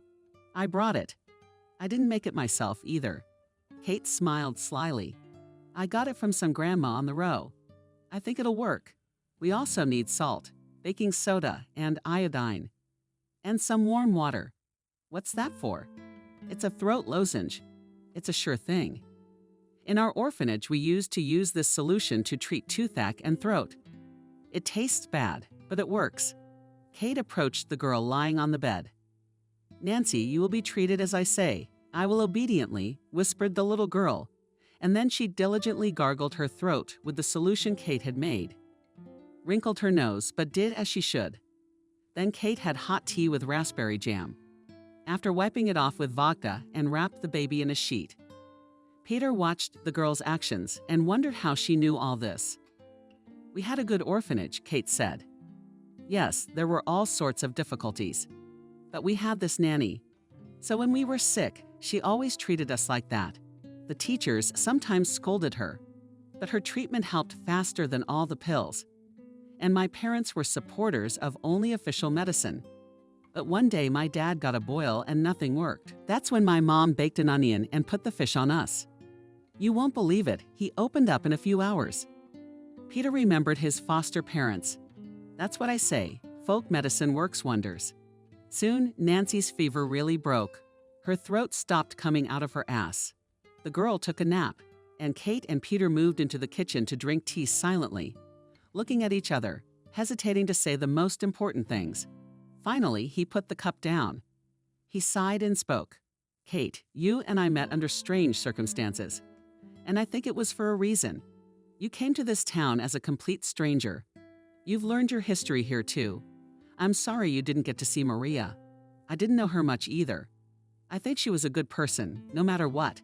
And you're good. Kate, don't think I'm thinking of Maria when I look at you. No, in the time we've known each other, I've come to realize that you become very close to me. I'm easily interested in you, Kate. Let's go out. I realize I'm older than you. Maybe you only see me as Jake's brother. But maybe in time, things will change. Kate, let's be together. Kate listened to Peter and her heart, pounding and furious with power. Her cheeks were flaming. He touched her hand and fell silent. The girl shuddered at that touch on her hand, did not remove it, raised her head and said quietly, "What about love?" "I think I love you already," almost whispered he. "I can't believe I'm hearing these words," Kate confessed, blushing even more. "Peter, I care about you too, and this has nothing to do with Jake." "Yeah, but his ring. You're still wearing it, aren't you?" Peter pointed to Kate's finger, which was adorned with a silver ring once given to Jake. Kate had once told Peter about her friend's gift. Kate smiled thoughtfully and twirled the ring. "It's just good memories of the past," she said. "And you don't mind changing it to gold?" "I don't mind, Peggy. And maybe it's time for us to switch to you. I've long wanted to suggest that to you." Peter smiled. Nancy recovered in 3 days. Soon Kate and Peter applied for a marriage license. Lucy, the landlady, when she heard about the upcoming wedding, was both happy for the girl and sad. Where else will she find such a wonderful one? But what can you do? The main thing is to make Kate happy. And then Kate called Kelly. Overwhelmed with emotion, her friend told her that she and David were going to have a baby soon. "Kate, I didn't tell you, but I made a vow to help a good man. And when he gets better, I can get pregnant." "Kate, and I did. And who is this good man?" Kate asked with a smile. "You, of course." Kate's friend laughed. "How well things are working out." "And there you will be." Kelly's words sobered Kate. She hadn't told Peter the most important thing. After that bad pregnancy, she was never going to be a mother. Yeah, he's already got a kid. But what kind of family? Without children together. I mean, Peter's obviously going to want more of the same. It turns out that Kate deceives him, not talking about her health problems. The girl agonized for days, whether to tell Peter the truth, and one evening she decided to. "Heck yeah. We probably can't be together," she said after dinner. Nancy was playing in her room. Peter was on his cell phone. Kate was doing the dishes. And then, in the middle of it, she blurted it out. He stood up in surprise. Then he sat down again in confusion, looked at his future wife. "Kate, what's wrong?" I can't. I I can't lie to you. You know I've been married before, but you don't know the main thing. Kate told about the miscarriage, the complications from the surgery, the fact that the doctor said unequivocally that she would never be a mother. Peter listened to her with his head down, and then he looked at Kate, took her hand in his kittenish one. We already have a baby, he said. Of course, it would be nice if we had another baby, but as it happens, we'll raise one Nancy raise and spoil. You're not really upset, are you? You're not going to leave me, now you're wiping away tears. Kate asked. You won't, he smiled. Little silly girl of mine. I love you very much. How can I leave you? You're my girl. Kate threw herself around his neck and hugged him tightly. How could she have doubted Peter? Why did she think he'd leave her? He was just nervous. Before the wedding, and it was a fun wedding, Peter and Kate's co-workers Lucy Kelly and David. 20 people in all, but it was loud. And little Nancy, who suddenly had a new mom, was cheerfully happy. No, she hadn't forgotten her own mom, but Kate was wonderful. Only the girls still couldn't understand. And why she, having appeared for the first time in their apartment, was called Maria. However, this question was forgotten in time. And 6 months later, Kate felt unwell. It seems to be signs, as in pregnancy nausea in the morning, weakness, drowsiness. But what pregnancy, when her doctor a long time ago sentenced Kate, was filled with terrible thoughts. What if it's cancer? She stretched for a week, cried nights, self-pity. Peter Nancy was afraid to go to the clinic, so as not to hear the terrible diagnosis. But then she pulled herself together and went to the tests. The therapist looked at her tests and looked at Kate with surprise. Young lady, why did you come to me? The doctor said. Do you need a gynecologist? Judging by the tests, you've been there for a long time. 6 months ago, Kate muttered. But he didn't see anything then, he didn't see anything then. He'll find it now. The doctor smiled at the girl. Yes, you're pregnant. You're so high, there's no doubt about it. Pregnant? Kate gasped. How so? I was told earlier that I was infertile now. Before doesn't count. Go see a gynecologist. The doctor smiled again. Believe me, miracles do happen. And this is your case. Afterwards, the gynecologist confirmed everything. The pregnancy was 6 to 8 weeks, and everything was within normal limits. Keeping the usual, the doctor asked questions. Of course, Kate smiled happily, and when she called Peter at work and broke the news, he was so confused he couldn't lead the lecture. He dismissed the students to their mutual delight. Kate's pregnancy progressed normally. Only her belly began to increase in size quickly. The first ultrasound was another surprise. Kate is carrying twins. The expectant mother did not even know whether to rejoice or cry. After all, 2 children is a double trouble, and there is already a child in the family. How will they cope with Peter? But the husband was sure that everything will work out. 2 babies is a double joy. No, why are you surprised? Peter laughed. You were born with a sister and a sibling. Nodded. Kate smiled. And then it got twisted. Only we never got to meet her. Don't worry, our babies will have a happy destiny, and we'll do everything for that. I'm sure we will. At the due date, Kate gave birth to 3 babies, 2 girls and a boy. The doctors didn't know until the last minute that this would happen, because the ultrasound showed 2 fetuses. It's just that the 3rd baby always slipped away from the probe. The boy was the smallest, but the smallest, as it turned out, then throat flippers. That's how Kate and Peter's family became a large family overnight. Yes, there were many challenges, but Kate and her husband made it through. Little Nancy, feeling like a big sister, helped as much as she could. She could sing a song and rock the cribs. It was a happy and friendly family. When the babies were 3 months old, Kate was able to run away from home for a couple of hours for the first time. Padia let her go to a cafe to meet Kelly. Kelly also had a son growing up, a little older than the Boiler babies. The young women were excited to meet. All their conversations were all about the kids. And then Kelly remembered something. Katya, there's been an incident in town. Maybe you heard an old rich guy fell out of his mansion window. They say it was an accident. And he loved young girls. The maids used to howl at him. He loved them all. Kate realized that Kelly was talking about the old man who'd been responsible for Maria's death, that he'd already gotten what he deserved. To each his own. Only from the clan you don't know, Kelly remembered. She knew the whole not fun story, didn't she? No, she shook her head. Dead by now, I guess. Let's find out. I'm sure we will. You remember where she lived, don't you? Kelly, I don't want that. She's nobody to me. And judging by her illness, she's been in the grave for a long time. That's what I want to make sure of. Anyway, Kelly persuaded Kate, and they went to see Barack. Going inside, Kate had no desire to. She asked the old ladies sitting at the doorway how Helen from apartment 23 was doing. The old ladies sighed. And when God will take her away? The doctors gave her a month to live. She's been living for almost 2 years after the operation. And if only she had lived. But she's just in pain. She screams, the ambulance comes. They give her a shot and then go back. Someone's taking care of her. Why did you ask Kate? A social worker visits her. But it's just to make sure. If she's still alive and for what? Helen, her ears are in such pain. She was such a good person. She helped children to be born. But the fate is terrible. She buried her daughter and now she can't die herself. But death would have been her salvation. And who are you and who'll you be? I think you look like Maria. Her dead daughter? No. Did it seem dry to you? Kate answered, tugged the light by the sleeve, and they left. Then they rode in a cab and were silent.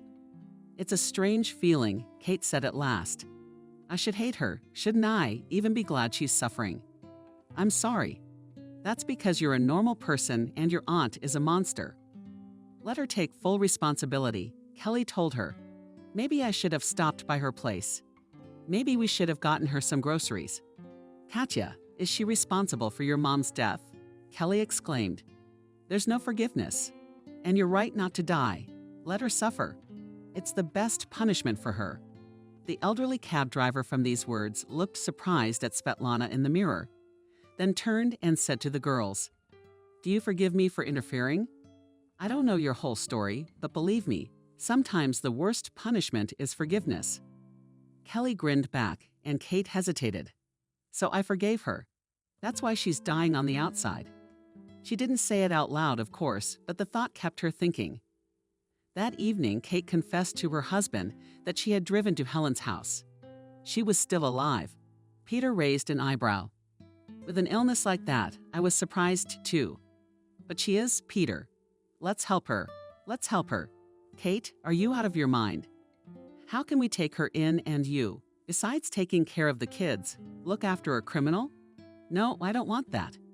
But there are hospices where they put these patients and let them go with dignity. At least let her die with dignity. If she can't live, it's okay. And I want to do it not out of pity, but in memory of my mom, whom I didn't even know. I think my mom was a good person. Yes, she stumbled. Yes, she messed up. She was betrayed by her closest family and ruined by the closest person to her. But that's the kind of death even my mom wouldn't wish on her. Kate, you're gold. Peter stared at his wife, shocked. He agreed to find out what it took to put a person into hospice care. It turned out not to be that complicated, and it could have been done earlier by Helen's colleagues, but it was just that everyone had forgotten about it. And social services didn't want to burden themselves with extra hassle and paperwork. What's the point of all this when the end is already known? Helen was moved from Barack to a hospice. She had been there for a week. When Kate came to see her, the young woman did not even recognize her. Helen had been sick and ill the first time they met. And now Kate was practically a mummy, only a living Maria. Helen suddenly opened her eyes, seeing the visitors. And oh, Kate, remember I came to see you. You, Helen, you coughed. What did you come for? Are you happy to look at me? No, I came to tell you that I'm letting you go. Are you a priest or what? Where are you letting me go? To my mom's. Tell her I love her, even though I've never seen her. And tell her she has 2 granddaughters and a grandson and an older granddaughter. And I will make sure my children never become enemies. And Maria, say I will live for the 2 of us. Saying this, Kate turned away to the window, barely holding back tears behind her back. Some rolling was heard. That was Helen laughing. So you're sure I'm going to die soon? I heard my aunt's voice. Will you live as long as you're supposed to? Kate replied and walked away. Not to say that she was relieved after this meeting, but she was just drawn to talk to Helen. And that night Helen died. Kate realized it even before the morning call from the hospice. She dreamed of a young, beautiful girl, short, slender. She was laughing, waving to someone. Then suddenly Maria was next to her, and the two of them were calling someone to her. Suddenly a third figure appeared out of the darkness, a woman old with goblins. She approached the two. They were silent for a second. Then suddenly they embraced. She was taken by the hands, and they walked off into the mist. Peter had taken all the trouble to bury Helen. Yes, he was against it. Let the state bury her. I mean, who was Kate on the deed? She's nobody. And given her past, she should be consigned to oblivion. But Kate insisted on doing it humanely. They're human beings. It's been a few more years. Peter by this time had left the institute and went into business. He opened a travel agency, which was in demand among the population. Nancy had already gone to school at the Children's and Youth Sports School, and Jake went to kindergarten. Kate also went to work only in another group, so that her kids, as well as the others, got used to the order in the kindergarten. At first, the kids thought that Mom was not in the group with them. Then they got used to it. Kate was quite happy. She has a family, children, a favorite husband, an interesting job. What else is there to live for? One day she was coming home in the evening and decided to walk. Peter had picked up the kids from daycare early. Now they were all at home waiting for her. I think they even cooked dinner together. That, at least, was what Peter had told her on the phone. And Kate just walked through the park and enjoyed the fall nature. It was September. Softly rustling leaves underfoot through the golden branches of birch trees shone the rays of the setting sun. A light breeze ruffled my hair. Once in a while Kate flew at us, and she wrinkled her nose and smiled funny. And then the cell phone rang. Some unfamiliar number. The young woman hesitantly answered it. In the receiver she heard a man's voice, remotely reminding her of someone. Kate, I recognize you. I could barely find your number. Do you have any idea what a roundabout way this is? Unknown contact. So tell me about it, girl. How you doing? I'm good. Who's that? She answered calmly. Who? Didn't you recognize your beloved husband? It's me, Frank. Kate, I'm so glad to hear from you. For so many years, I thought you were still hesitant to call Kate. I was wrong then. I'm sorry. Where do you live now? According to the number, somewhere in Detriot. Where are you? I'll come over, wherever you say. Why would you come? Kate grinned. Why? But we've had so much together. Kate, I can't forget you. Yeah, neither can the debt. What debt? The money for the room. Well, Kate, we'll discuss it, of course. Yes, I did wrong then. But it was Cindy, the bastard, who confused me. I fell for her persuasion. I lied to you, I'm sorry. But I broke up with her a long time ago. Kate, don't worry, I've got a lot of money now. I'll pay you back for that room. I don't want anything from you, and I don't want to see you. I've had a different life for a long time. Forget about me. Kate, you're wrong. You can't do this. We loved each other in the past, so Kate cut off all communication. And then she blocked this unknown number. Why was he calling? Why was he calling? Kate didn't understand, but it was so unimportant to her that she soon forgot about the call. And then there was a report on TV about a criminal organization. All the organizers were caught at once, but the main one went into hiding. They searched the country for almost a month and detained him at Krasnoyarsk Airport. The report showed the face of this criminal in close-up, and Kate was surprised to recognize Frank in him. It became clear why he called her. He wanted her to hide him. A naive, stupid man. He thought Kate was still in pain for him. When Kate told Peter all this, he jokingly remarked that his wife's fate could be the subject of a movie. Why do we need a movie? Everything is much more interesting in life. Kate echoed his sentiments. You don't say, my love. Peter hugged his wife, and they stood looking out the window, while the first fluffy snow was falling outside the window, hiding the grayness and dirt. Soon it would be winter with its best frosts and winds. And then will come the exuberant spring, A hot summer will come, which will be replaced by a golden fall. And so it has always been and will always be in nature. And man is just a grain of sand in 1,000,000 other events and phenomena. But the main thing is to live this small life so that your descendants remember you with warmth and pride, and that they simply live humanly in harmony without hatred and anger.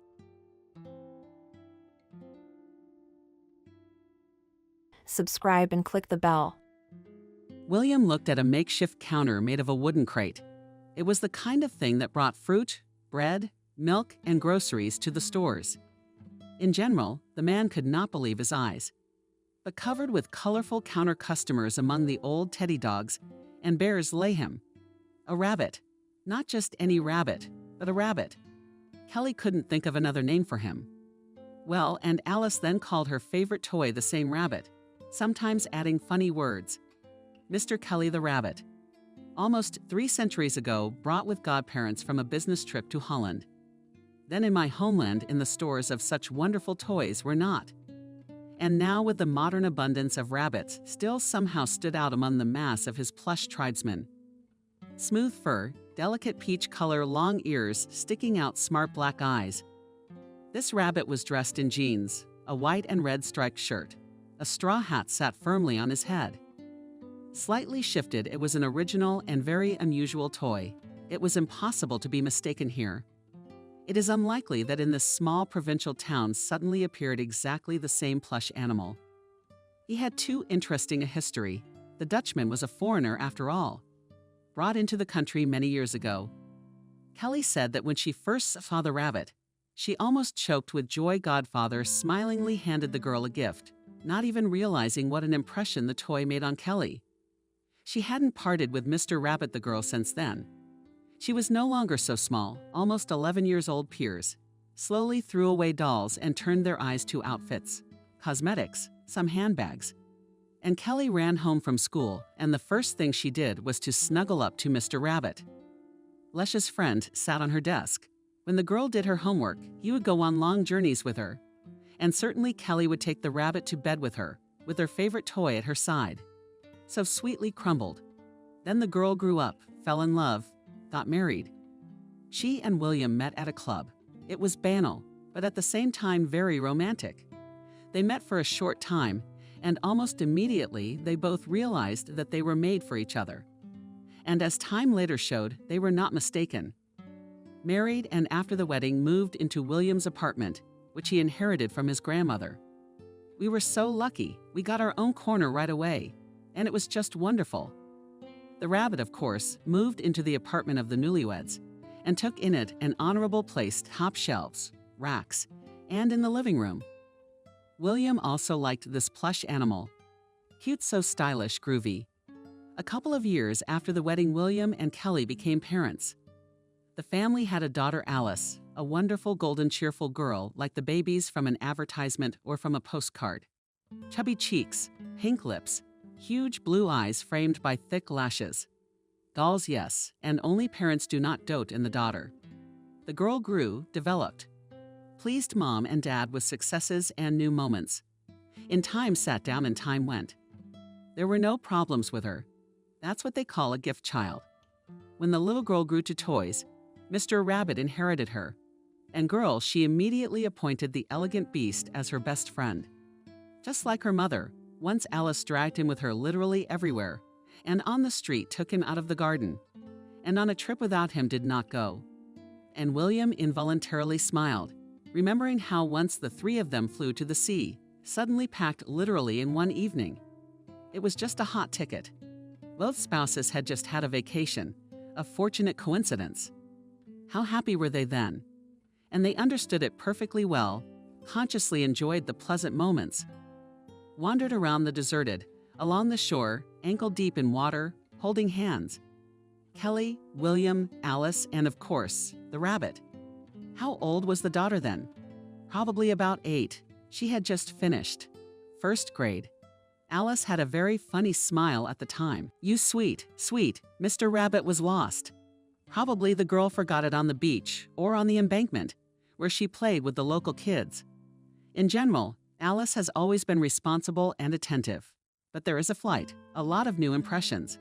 The climatization is tired, probably caught up already at the hotel. Alice had to go to bed, but the rabbit in the room was not. How then was the girl frightened? She cried, begged her parents right now to go in search of a friend. Never Alice was so capricious, never been so demanding. William and Kelly realized that these were not just childish tantrums.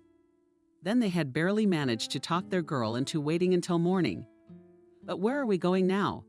exhorted the distraught Kelly, who also looked sad. After all, Mr. Rabbit meant a lot to her. "It's dark. We're tired. Tomorrow morning we'll go to the quay and look for him." "What if someone's picked him up by then?" "It'll be all right," William promised. "I'll see if it's a beautiful, unusual toy. Someone could really just take it away. And what about then? They'd never find another stuffed animal like that." In the morning they went to the beach.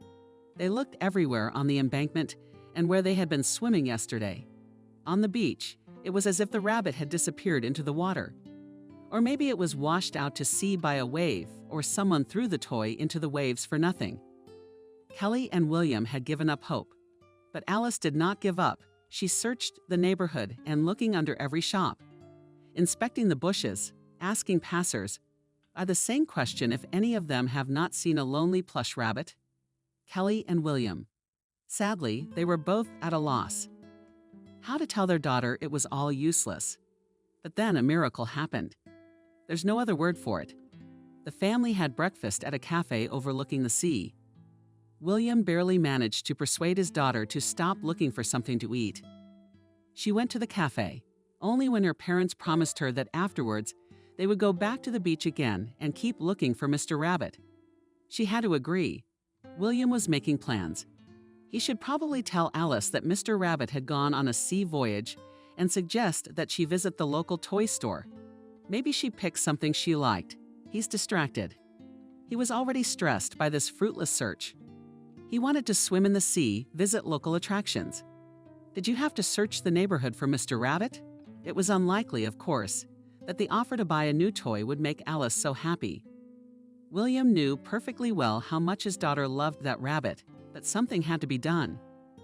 Alice once again asked the people she met if they had seen her toy. And suddenly a woman who was leading two kids in white costumes by the hand answered in the affirmative.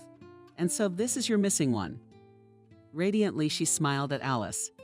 "Have you seen my rabbit?" Woke up the girl, but not the rabbit and its photo, where the woman smiled and looked at Alice's parents. "Go over there. There's a lamppost around the corner. There's a very interesting ad on it." Alice, ahead of the adults, rushed to that very post. When Kelly and William arrived, the girl was already reading the notice. It was printed on a black and white printer. A picture of Mr. Rabbit took up most of the sheet. It was definitely him. Except for some reason his hat was adorned with paper flowers. Those details hadn't been there before. The text was, of course, speculative. "I got lost on the seafront when I went out alone to admire the sea. Such a rash act. I should have lost sight of my little mistress. Now I miss her. I miss her very much, and I'm waiting for them to find me and take me away. I'm staying with a nice man for now. Here's his phone number. Contact him. I'm very, very much looking forward to it." Sure enough, William immediately called back the number given. A voice that appeared to belong to an elderly man answered him. They arranged to meet right away on the boat, on the dock. This man worked there, coordinating flights, taking fares. "Hello, it's warm." The tanned old man smiled at them. And then he turned to Alice alone. "So this is your rabbit?" "My," fervently assured the girl. "I can see in your eyes that you are telling the truth, but there was a red-haired girl before you." She claimed that the toy of her up to the floor with her feet demanded to return her beast.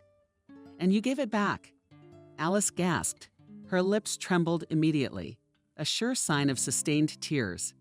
William's heart squeezed with acute pity for her daughter. How could he help her? No. The old man shook his head. "I asked her one question right away, and the girl couldn't answer it. And if the rabbit was hers, it wouldn't have been hard for her. Now I'll ask you one." Alice exhaled with relief and looked carefully at the older man. He just like that radiated calmness and infected those around him. There are such people's stretched navy sweatshirt, and without a visor dashingly shifted on the bowl. In general, they made him some kind of almost fairy tale character. You well looked at the photo on the ad, clarified the old man. Yes, nodded the girl. Then answer me, what has changed? What is wrong with your toy? Maybe something has been added or, conversely, disappeared. Well, answer the flowers on the hats, smiled the girl. They were not there before, right? The old man shone. I twisted them specially from paper and pinned them to the hat. To test such a thing, there are a lot of people who want to get such a beautiful toy. I need to know for sure. Boat Ka went to his booth and soon returned with Mr. Rabbit in his hands. Alice immediately clutched the toy tightly to her. William did not hesitate. Never again would his daughter lose her plush friend, after all she had been through. William talked to the old man for a while afterward, offering him money for the find, but of course he wouldn't take it. The archer told him that he had a granddaughter. Now she is almost an adult, but before that she used to come to her grandfather's house for vacations. Sea, sun, lots of friends, magnificent nature. What else does a child need for happiness? The old man is a girl on a boat. They went to the beach, climbed mountains, went to the city, to the amusement park and water park. It was a fun time. But then my Alice grew up, went to university. She had her own business, her own worries for young people, in a word. Now she doesn't visit much. I miss her, of course. When Alice was little, she used to carry a toy with her everywhere. But not a stuffed animal, but a doll. I just imagined what would have happened to my granddaughter if that doll had gotten lost back then. The old man grinned. A tragedy of universal scale, no less. And then I see a rabbit on the bench, forgotten and lying. And it's dark, it's late. You can see it's a favorite toy. You can see it right away. Obviously, the child is very upset. So he took it to his box. I don't know what will happen to him at night. There are young people walking around and stray dogs running around. It's safer in my place, under my supervision. And in the morning, next to the place where he found the ad, I pasted the same one. And also on the embankment walked somewhere where such leaves hung. It worked. Here you go. Thank you very much. William shook the old man's hand firmly. That rabbit really means a lot to our daughter. Just one more question. How did you know the owner of the toy was a girl? That's what you said in the ad, lost her little mistress. It's not a doll. It's simple. Boys play different games. Their toys tend to be a little more scruffy and tattered. I saw a flower on the rabbit's shirt. Somebody made it with their own inexperienced hands. Well, of course, only a girl could do that. It's not like a boy would embroider a cross-stitch. Did I do it? Kelly smiled. Many years ago, our daughter inherited the toy. Did I get it right away? He's a complicated rabbit with a history. Of course, Alice never left her stuffed animal anywhere else. The girl even carried it to school in her backpack as a kind of talisman. And already not a little then was almost 12 years old. And yet the rabbit was in her satchel. The fateful day Alice didn't come home. Interested in something, William was approached by a boy who was selling toys on a makeshift counter. A skinny, tanned teenager about 13, 14 years old. Rustic, he seemed to be dressed very plainly, if not poorly. Shorts, stretchy line, scarlet t-shirt, flip-flops. Yeah, and the accent is a little unusual. It's a beautiful toy. William pointed his eyes at Mr. Rabbit. The longer the man looked at the stuffed animal, the clearer he realized that he was Mr. Rabbit. It would still be possible to assume that the toy is just a copy of the very same plush friend on the flower that Kelly came out years ago on his shirt. There it was. William has now gotten a very clear look at it, and it's just amazing. It's the thread that could lead to Alice. 5 years of searching had left the man desperate to find his daughter. And now this. It's a beautiful toy, the teenager agreed. Whose is it? My sister's sister grew up, and now we're selling her possessions. William had a whole 1 million more questions. His heart was pounding, dark spots flashed in his eyes, but you have to look calm and poised. The guy must not realize what impression the toy had made on William. This will cause unnecessary suspicion. Might frighten the boy and then possibly cut short. It's as thin as a spider's web. "Can I buy this rabbit?" William clarified. "For my daughter, she'd love it." Yes, of course. The young salesman shrugged his shoulders and set a high price, I must say. But William wasn't even going to haggle. And now Mr. Rabbit was back in his hands. I can't believe it. Too bad the toy can't talk. I'd like to ask Mr. Rabbit about Alice. Where did she go 5 years ago? What's wrong with her now? Though that last question would be a scary one to ask. There's no telling what might have happened to her daughter. Uncertainty is, of course, hard and scary, but nothing is known yet. What is known is that hope lives on. Hope that the girl is all right, that she will be found someday, right? William took the toy and walked towards the exit of the market. There was no way the boy would suspect anything, but William wouldn't leave. Of course, he won't go anywhere now. He'll take a secluded place and watch the boy from there. Someday the boy will go home, and William will follow him like a shadow. He needs to find out where this teenager lives. That's where Alice might be. The boy said the rabbit belonged to his sister. Maybe it is Alice. I mean, Mr. Rabbit was her toy. Call the police. The thought visited William several times during the waiting process. But the man never made the call. Too soon, too soon. There was nothing they could do to help him now. How many times had this happened in 5 years? Especially at first, it was a passerby who was relentlessly questioned with no clothes on. The father would suddenly say he'd seen a similar girl here and there. William called the police, demanded they follow up on the lead. They did, but it always turned out to be some other kid, a familiar face in a stranger's car. So William calls the police again. They set up a cordon, checked the cars, and again in vain. And so many, many times. As time went on, the police became less and less responsive to such signals. And then the search turned into something sluggish, formal, for the sake of a tick. It was unbearable. Of course, now they'd tell him the toy was wrong. They just don't seem to know Mr. Rabbit's history. They don't realize that William can't be wrong. No, better to check it out for himself and then go to the police with more reliable and complete information. William sat down on the bench for a cool bun. Great vantage point. There's that kid right there, right in the palm of his hand. The man just happened to be in this small country town. Actually, the nuts had to go on company business to his colleague, but he suddenly fell ill. Here and sent William with work matters. The man sorted out unexpectedly, quickly, and without problems. There was still enough time left before departure. That's why William decided to take a walk in a foreign city. In the past, he always liked to wander around new places to get acquainted with the local color. After his daughter's disappearance, the feeling had dulled. Has it faded? Not surprisingly. And yet William felt the urge to go for a walk on a sunny September day. The streets are quite deserted. It's typical of such small towns. It's probably more crowded in the evenings and weekends. And now there are elderly people on benches, young moms with strollers. That's the whole population. Who's at work, who's at school. And the city is quiet like this. William walked through the streets and wondered.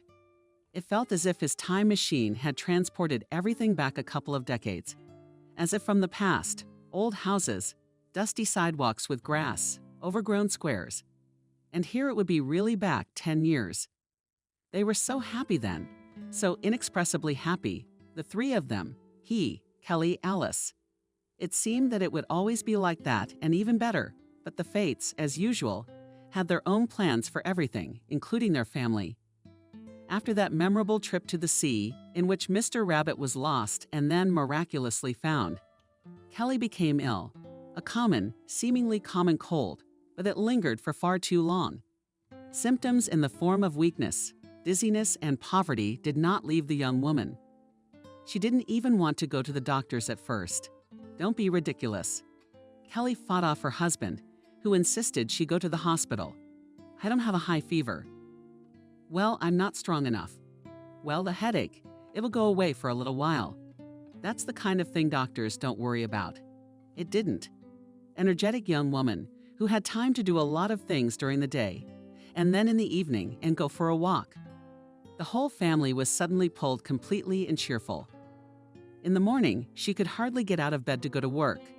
Back Kelly now returned exclusively by cab, although before she loved to walk and always walked home. Household chores, daughter household. All this was now on William. He didn't complain.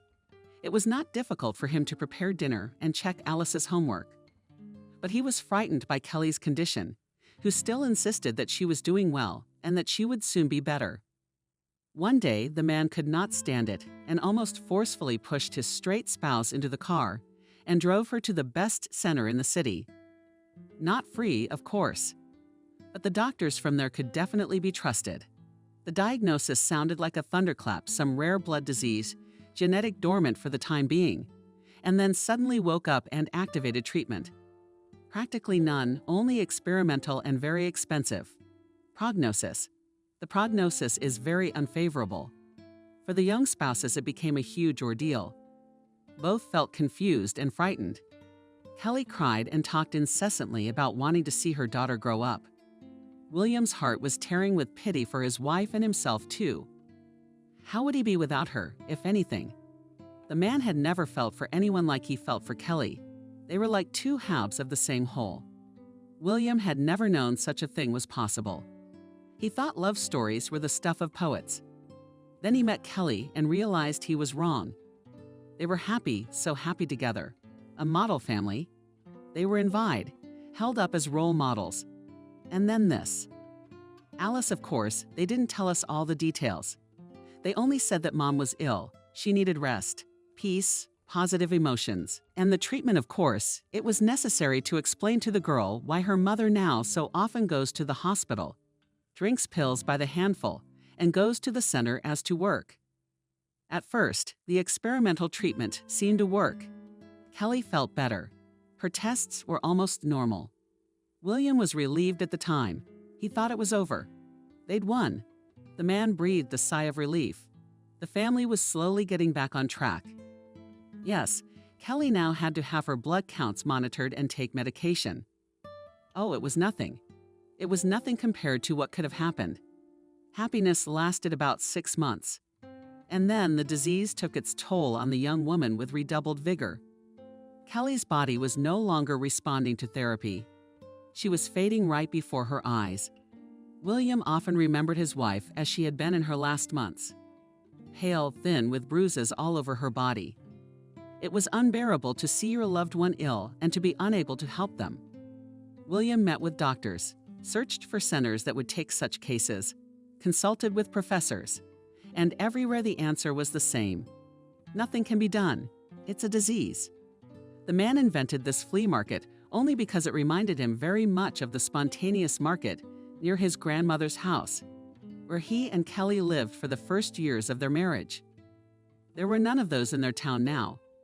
But here in this place, it was like a mini market from the past, where people sold all sorts of things from their pockets.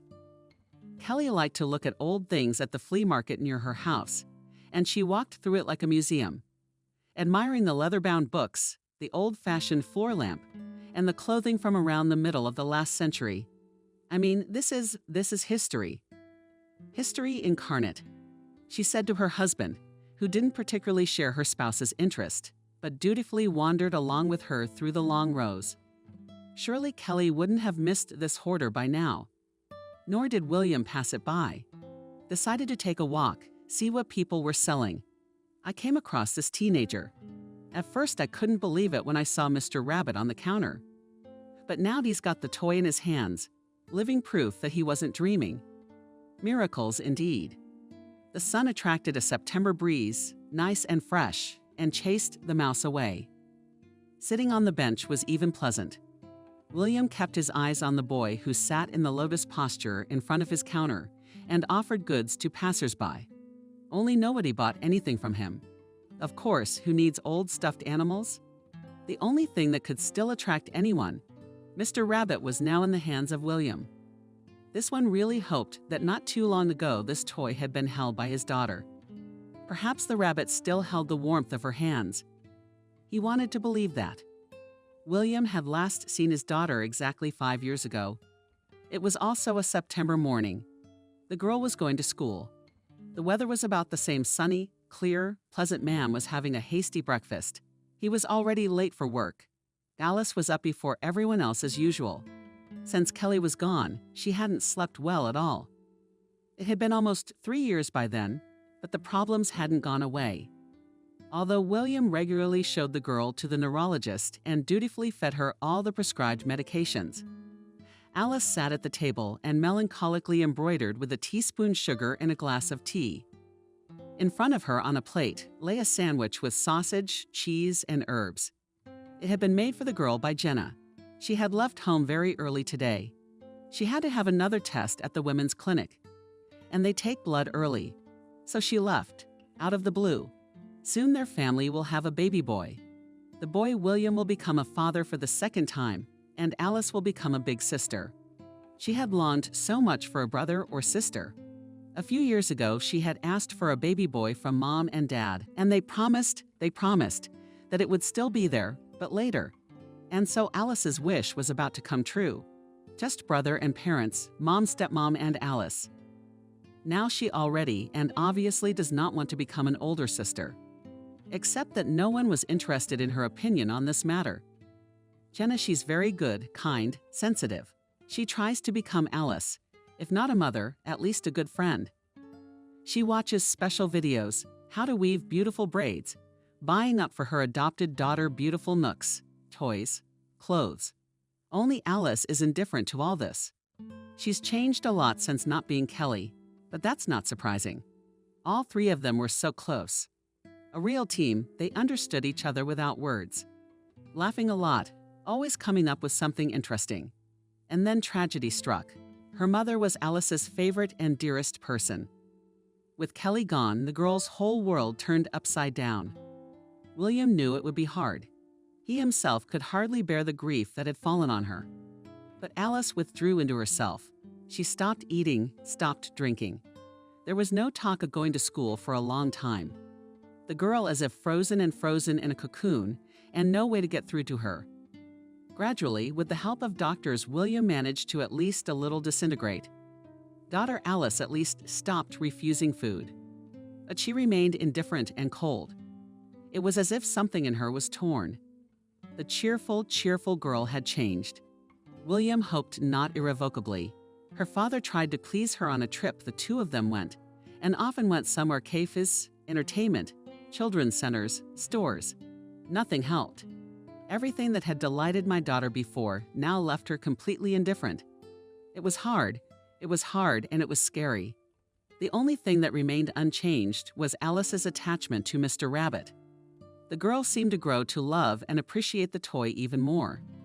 Her daughter grew older, and Mr. Rabbit traveled in her school bag, accompanying her mistress everywhere.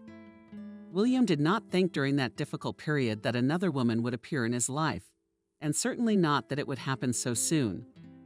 But it happened all the same. Friends, seeing that their buddies are in a depressed state, one day dragged him literally forcefully out of the house.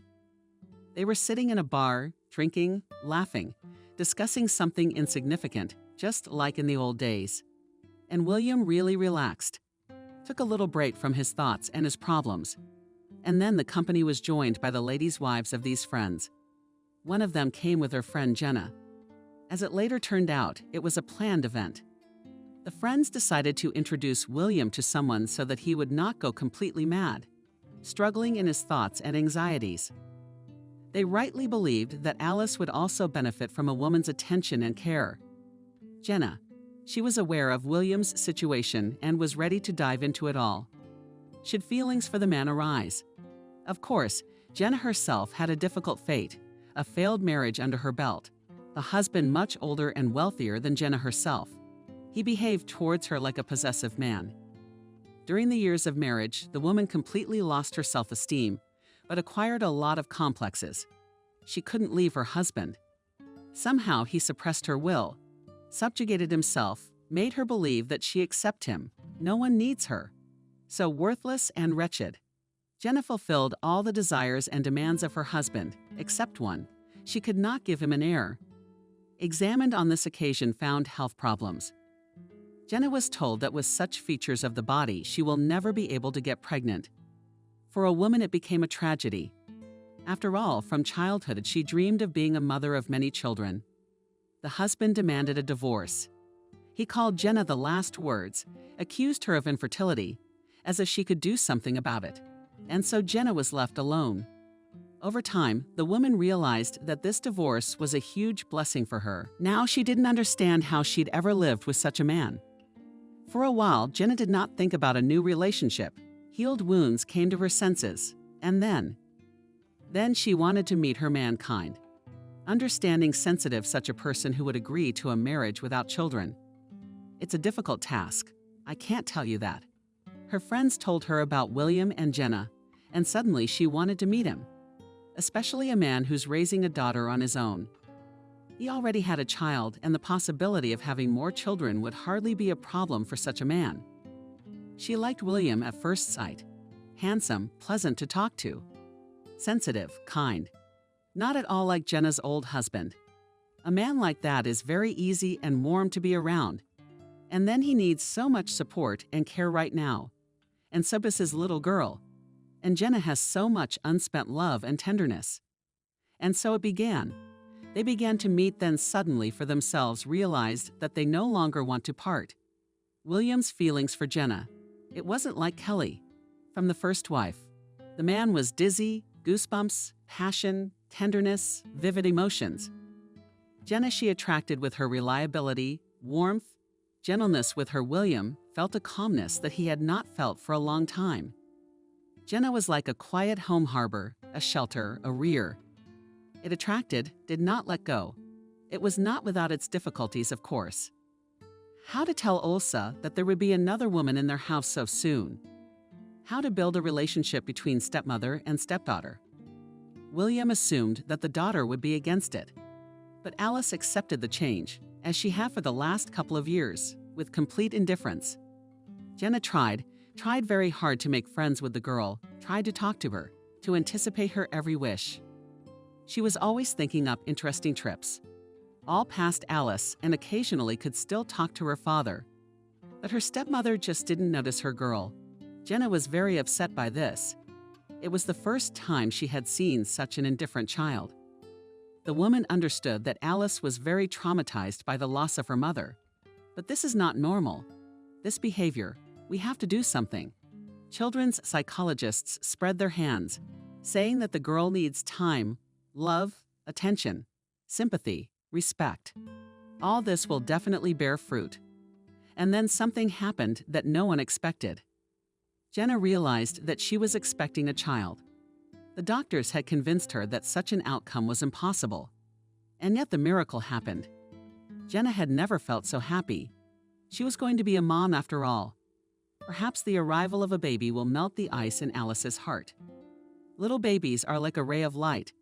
William didn't know how to react to the news. He seemed to be happy, but he was also anxious, mostly because of Alice. Unlike Jenna, the man realized that it was unlikely that his daughter would be happy about the new member of the family, especially since everything was happening so quickly. Alice Ann longed, as if in an icy shell for whom she longs for her mother misses her old life. And then everything changes so fast. First Kelly's gone, then Jenna shows up. Now there's a baby on the way. Alice has slipped in her grades, used to bring home only A's and occasional B's. Now her diary was filled with 2s and 3s. Teachers at first felt sorry for the girl, glad that she at least returned to class. Well, not to pull her grades until graduation from school. And Alice also lost all her friends. How to be friends with a man who refuses to go out and does not answer the phone. So the girl was left alone, which it seems, did not regret. This new Alice. Closed indifferent, frightening and disturbing. William loved his daughter very much. She was the meaning of his life. He was angry at himself, at the doctors, at the circumstances. Angry because he was powerless to change anything. To bring joy back to his daughter's life, to help her. William, blame yourself. Maybe you should have waited to get married. You see, he couldn't bear the hardships of life alone. He wanted warmth, love, and acceptance. Suddenly, the arrival of Jenna, and now the baby, had traumatized Alice further. She's good. Jenna is warm, so sincere, easy, and pleasant to be with. Except that Alice, when she found out that there would soon be a baby in the family, Jenna looked at her father with such eyes, as if he had betrayed her. Then William more than once remembered that, full of pain and despair. The look in his daughter's eyes, Alice dreamed of him in terrible dreams. The man would jump up and could not sleep for a long time. Of course, in what happened to Alice, William blamed himself, did not save what he had done wrong. That's how worthless a father he turned out to be. Kelly wouldn't have let that happen. Everything was kind of normal that morning. Nothing alerted William. Alice put Mr. Rabbit in her backpack.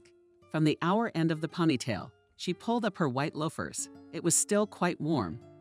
Alice then stepped out of the house in a white short-sleeved blouse with lanterns, a bouffant skirt like a princess in a dark blue color, and polish in their boat shoes, all lovingly picked out by Jenna. She tried very hard to find clothes in which Alice would look like a doll. And she succeeded, it must be said, only the student herself. The outfits did not please her too much. William remembered very well what Alice had left in that morning, because in the evening he described in detail his daughter's costume to the policemen who were writing the report. Alice didn't come back from school. She just didn't come back and didn't show up the next day. And another day later, also the girl was missing.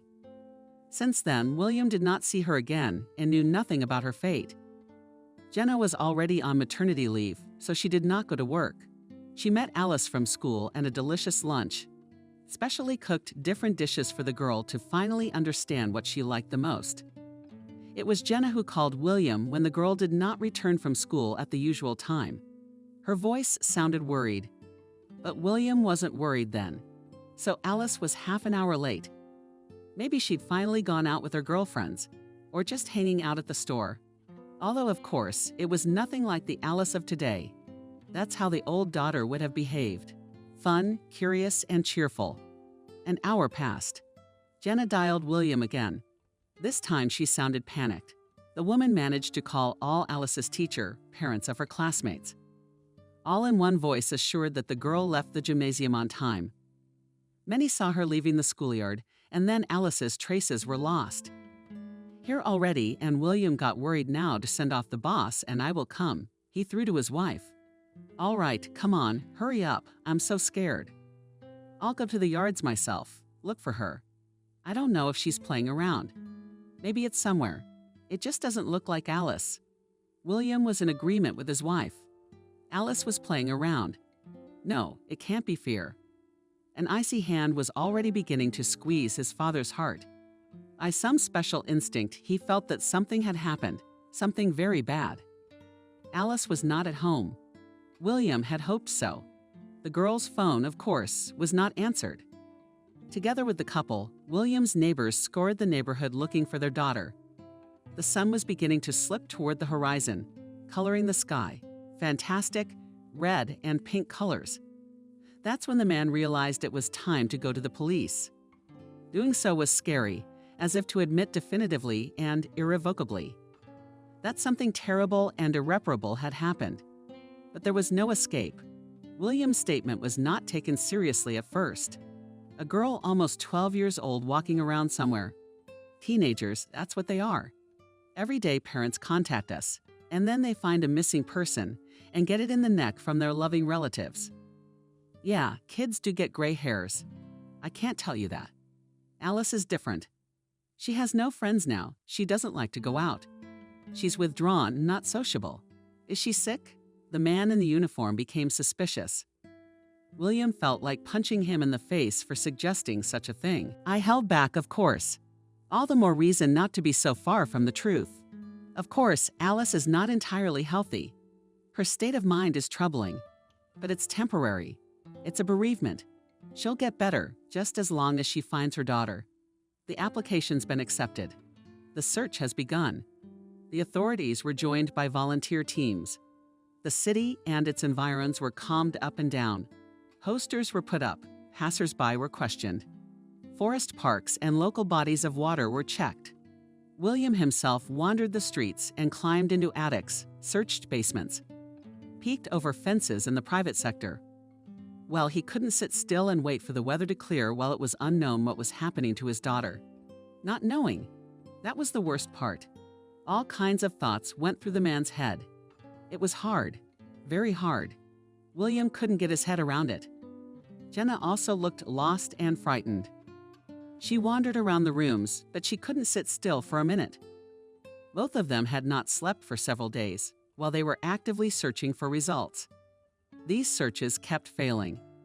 At one time, the police even suspected the parents of the girl, say William or Jenna, did something to Alice, and specifically asked for help, so that no one thought of them. But the alibis of both spouses were ironclad. Soon they were cleared of all suspicion. Only Alice was never found, so that didn't make it any easier. Because of the worry, Jenna went into labor prematurely. Tim was born very small and weak. He spent a few days in the neonatal intensive care unit. William. The event that should have been such a joyous occasion left him completely indifferent, scary to say the least. But he did not even worry about the fate of his son while the baby was fighting for his tiny life in the intensive care unit. A child William had not yet known, had not yet had time to love. Without her, the man felt as if half of his heart had been ripped out of his chest. Then, of course, William accepted his son and loved him with all his soul. Looking at this tiny, touching creature of a man, I don't know how I could ever have been so indifferent to him. Now he's a little light in the window for both parents. Funny, so kind, so smart. He already knows that he has an older sister and, unlike adults, is in full confidence that someday she will come back and take him to the park for a walk. Evenings. Announcer glanced at the clock. It was almost 6 o'clock. The plan was to visit more of the local botanical garden. Nuts had been told in one voice that visitors to the city were amazed by this attraction. What garden now? Fox glimmered hope that some information about it would soon surface. That's what was so frightening about it. The kid was selling old toys, starting to pack up. William watched from afar as the place was quickly stocked, unsold, and merchandise. In a large branded supermarket bag, the teenager walked out of the mini market gate and headed toward the bus stop. William, keeping his distance, followed him. I wanted to stop the boy, shake him by the shoulders, demand an explanation. He must know what had happened to Alice. Except you can't do that. You can't do that. No way to cloud reason, no way to cloud emotion. William understood the need to proceed with the utmost caution. The slightest mistake could scare off the people holding Alice. William was sure that his daughter had been taken years ago and kept locked up alive and well all this time. All he needed to do was find her and set her free. The teenager did indeed come to a stop. William stood farther behind a newspaper stand as a bus approached. The boy slid through the open door. William, there was a lot of people on the bus behind him, so it wasn't hard to get lost in the crowd. The bus looped through the city streets at first, then suddenly turned onto a country highway. By that time, there were not so many passengers inside. But the boy, fortunately, sat with his back to his pursuer and, of course, did not notice the surveillance. People were getting off at the stops. It looked like a suburban neighborhood, stretched for kilometers. Private sectors, apartment blocks, vegetable gardens. Everything was gray, dreary, and hopeless. The boy was in no hurry to get out, even when only the two of them were left in the cabin. Finally, the boy jumped up and went to the front door. He glanced indifferently around the parlor, briefly fixing his attention on William. Surprised. Maybe a little at the fact that someone else was still on the bus. Usually he seemed to be the only one getting off at this stop. I guess the kid didn't recognize his customer or didn't seem to. William, so as not to make the teenager even more suspicious, didn't follow him. He drove literally 100 meters ahead, and then as if he realized, he asked the driver to stop. The man rushed back, holding on to the birch trees growing in a wall along the road. He was afraid that he had lost sight of the boy, that now he had long gone somewhere far away. But no, William was lucky. The teenager was standing right where the driver had dropped him off. This place, it wasn't even a bus stop. No benches, no shelter, just a pole with a name tag pierced through it. What was this village or the name of the neighborhood? The teenager hesitated because he had something wrong with one of his flip-flops. Like something sharp was stuck in it, and the boy was trying to get it out. Finally, he got it out and went on his way. William, of course, followed him relentlessly, always hiding behind some sort of cover.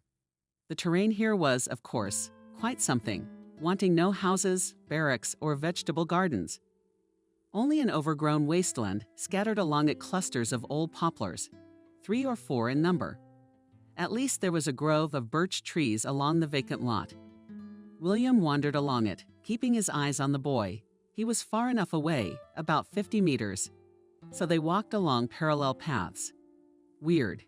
It was as if the boy was from the past. It's not the modern way they look at it. Teenagers today have a very different look. Especially boys, they have a cocky, confident look. They think they're smarter than everyone else, but this one's a scaredy cat. You could see he didn't really want to go back to where he was going. Maybe he was looking forward to the reprisal for selling just one toy. For some reason, William felt sorry for the absurdly outgoing teenager. Finally, the boy reached the tall, blank fence that enclosed a fairly large area. The tin sheets were painted with green paint in some places. The fence rose high. There was not even a small slit in it, through which it would be possible to look inside. And you couldn't climb it without being seen. An impenetrable fortress. That's what it was. The kid walked up to the wicket, pressed the bell. After a while, the massive door creaked open. The teenagers were allowed into the territory, and then the door slammed shut. That was it. William watched the strange place from the woods. What the hell is this place? It's like a remote farmhouse with not a soul for miles around. It looks kind of ominous and suspicious. Who knows who lives there? Maybe ask around the nearest neighborhood. I'm sure the locals know. You're not exactly keeping a low profile. That's for sure. Call head-on asking the owners who they are and where their kid got his missing daughter's toy is also such a good idea. Did William's gut tell him it could be the intruders? They'd either eliminate William themselves, or they'd smuggle Alice out, so no one will ever find her again. Does Alice really live in this dark place? Is she really so close behind that green fence? William struggled hard to fight the curb of all his emotions. It was important for him to remain master of the situation, to keep his feelings in check. Otherwise, it's easy to mess things up. Gradually, William's plan to ask people about this strange farm has matured. And then, perhaps, set up a lookout point right in this rush to get an excuse from the boss. But the man can't leave here now. Maybe Alice is close by. What if she needs help? At these thoughts, the man was beginning to get a large shiver. Interviews with the locals clarified the situation a little. William walked to the bus stop located a few kilometers away from Berezovka. It was a residential private sector, ordinary village houses and 2-story apartment buildings. Children walking along the streets on bicycles, scraps of conversations coming from the fences, old men talking about something at the store. It was to these old men that William went with his questions about who was who, and they certainly must be in the know. It turned out that in Berezovka, behind the green fence, is a kind of private farm. The owner there is strange, unsociable, but honestly always offers first-class goods. And they don't jack up the prices. Cow goat milk, eggs, sometimes pork or beef, seasonal vegetables and fruits from the vegetable garden. And also dairy products, cheese, cottage cheese, sour cream. The locals claimed that people usually queue up in advance for the unloved Peter's goods. Everything is so tasty, one of the old men explained. He himself, Peter Strange, of course, added his words willingly left comrade. How many times we called him to sit down, talk about life, get better acquainted. He refuses. He keeps referring to important matters. Do they have children? You don't know? How could I not know? Yes, we do. His sons are grown up now. They're all teenagers. Only these boys don't socialize with our locals and never have. Like their father's a quiet, unsociable man. We don't see them much if we meet them suddenly. I don't think we'd recognize them. What about the school? William wondered. Children have to go to school. They're homeschooled, like Peter and his wife teach them themselves. And then the boys take exams separately from everyone else. And then they go on to the next grade. Our local kids say that the teacher sets these guys as an example for them, saying that they study well, diligently. Not like them local kids. William, after talking to the old people, got a bit downhearted. He was clearly told that his favorite farmer has only boys, son's growing up. No one's ever heard of the girl. On the other hand, the teenager had said that the stuffed rabbit had once belonged to his sister. William's heart suddenly clenched with horror. Maybe the kid meant that his sister didn't have one anymore. No, the boy had mentioned that his sister had grown up and didn't need a stuffed friend. There was a conversation, that's for sure. That same evening, William settled all the formalities, arranged with his boss for an unscheduled vacation, warned his wife. Jenna immediately realized that something had happened. She didn't believe the theory of a protracted business trip, so William told her everything. "We should go to the police," the wife exclaimed. "Mr. Rabbit is a powerful lead. What about you? It's not safe for you to go there yourself. Don't go in there alone anymore. You hear me? Everything's under control." William reassured her. "Of course, I'll go to the police. I just need to find out as much as I can about this strange family, about this farm. You remember how they've been treating my reports lately, don't you? They even stopped checking them. I need something more convincing than a stuffed rabbit." "I will. Just please be careful. How would you like to believe you really found Alice?" And so the days of surveillance dragged on. William would come in the early hours of the morning. He would take up his retail observation post and wait for the sounds of goats, cows mooing, chickens. Sometimes the peaceful hum of human voices. William listened, hoping to hear his daughter, but what came to his ears was mostly the confident and commanding voice of the master dispensing orders. The others were barely audible. It was impossible to make out who was speaking teenager, woman, girl. Everyone here seemed to have their own responsibilities. The same kid William met at the flea market. He headed to town every morning. He carried sacks filled with goods. Apparently, it was junk that the family preferred to get rid of for a small profit. Another boy, who looked to be the same age as the eternal salesman, drove a herd of tacks in the morning. William counted 7 slashes of 4 cows. That's a decent-sized farm.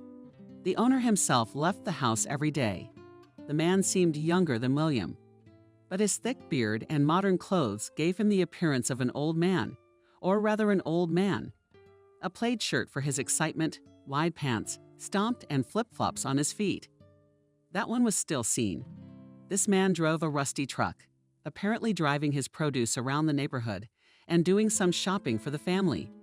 No one else left the house, but there were other people there. There were. As the men and teenagers went about their business, voices could be heard over the green fence. There was a life going on, and a very active one, by the looks of it. Someone was working in the vegetable garden, cooking dinner, fixing something. What a strange family it was, wasn't it? In all the time that William had spent at his observation post, no one had ever come to visit them, or even for milk or eggs. Total isolation. It's been 2 weeks.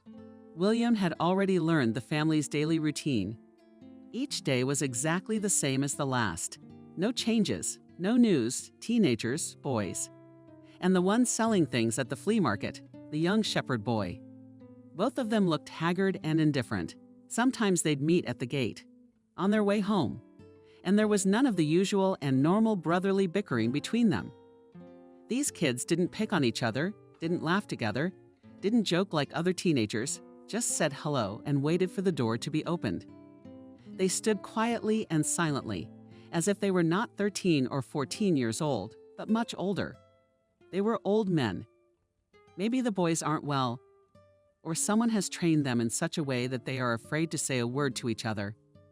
Several times the man stopped himself from doing anything rash.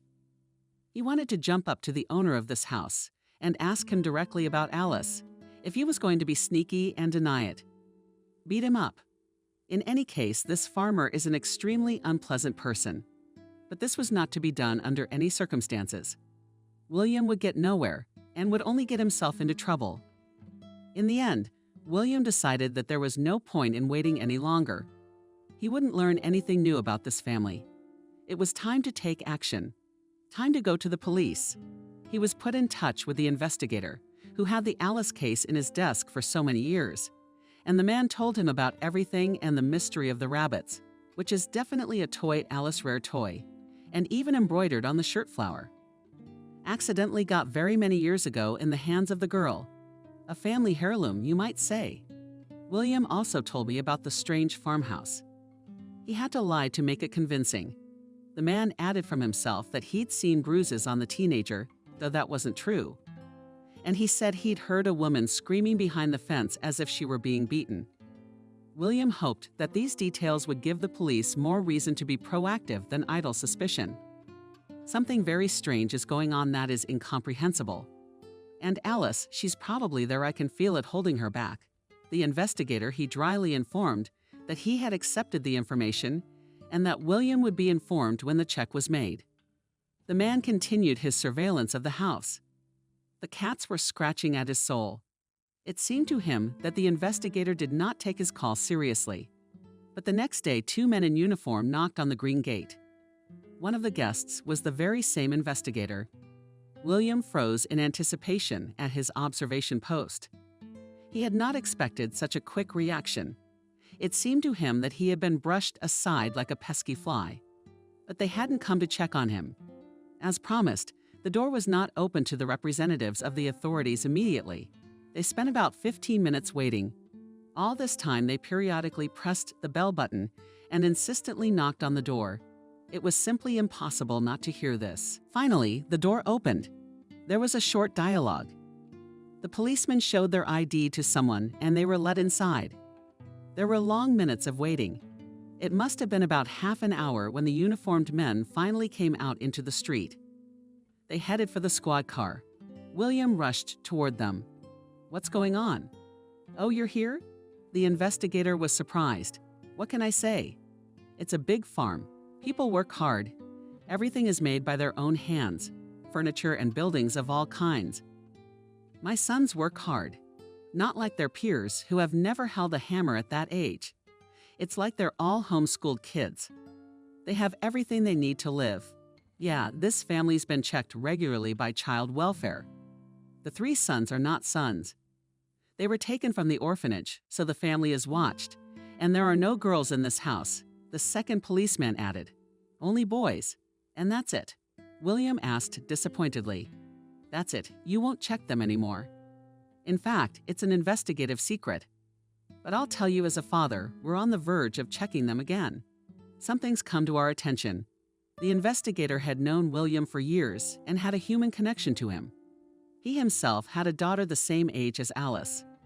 So the man understood the unhappy father's feelings and wanted to reassure him. "It's about Alice. It's not clear yet. I can't talk too much either. As soon as everything becomes known, I will immediately tell you. And another thing, we'll take you to the city now. You better not be here anymore because you don't know what's going on.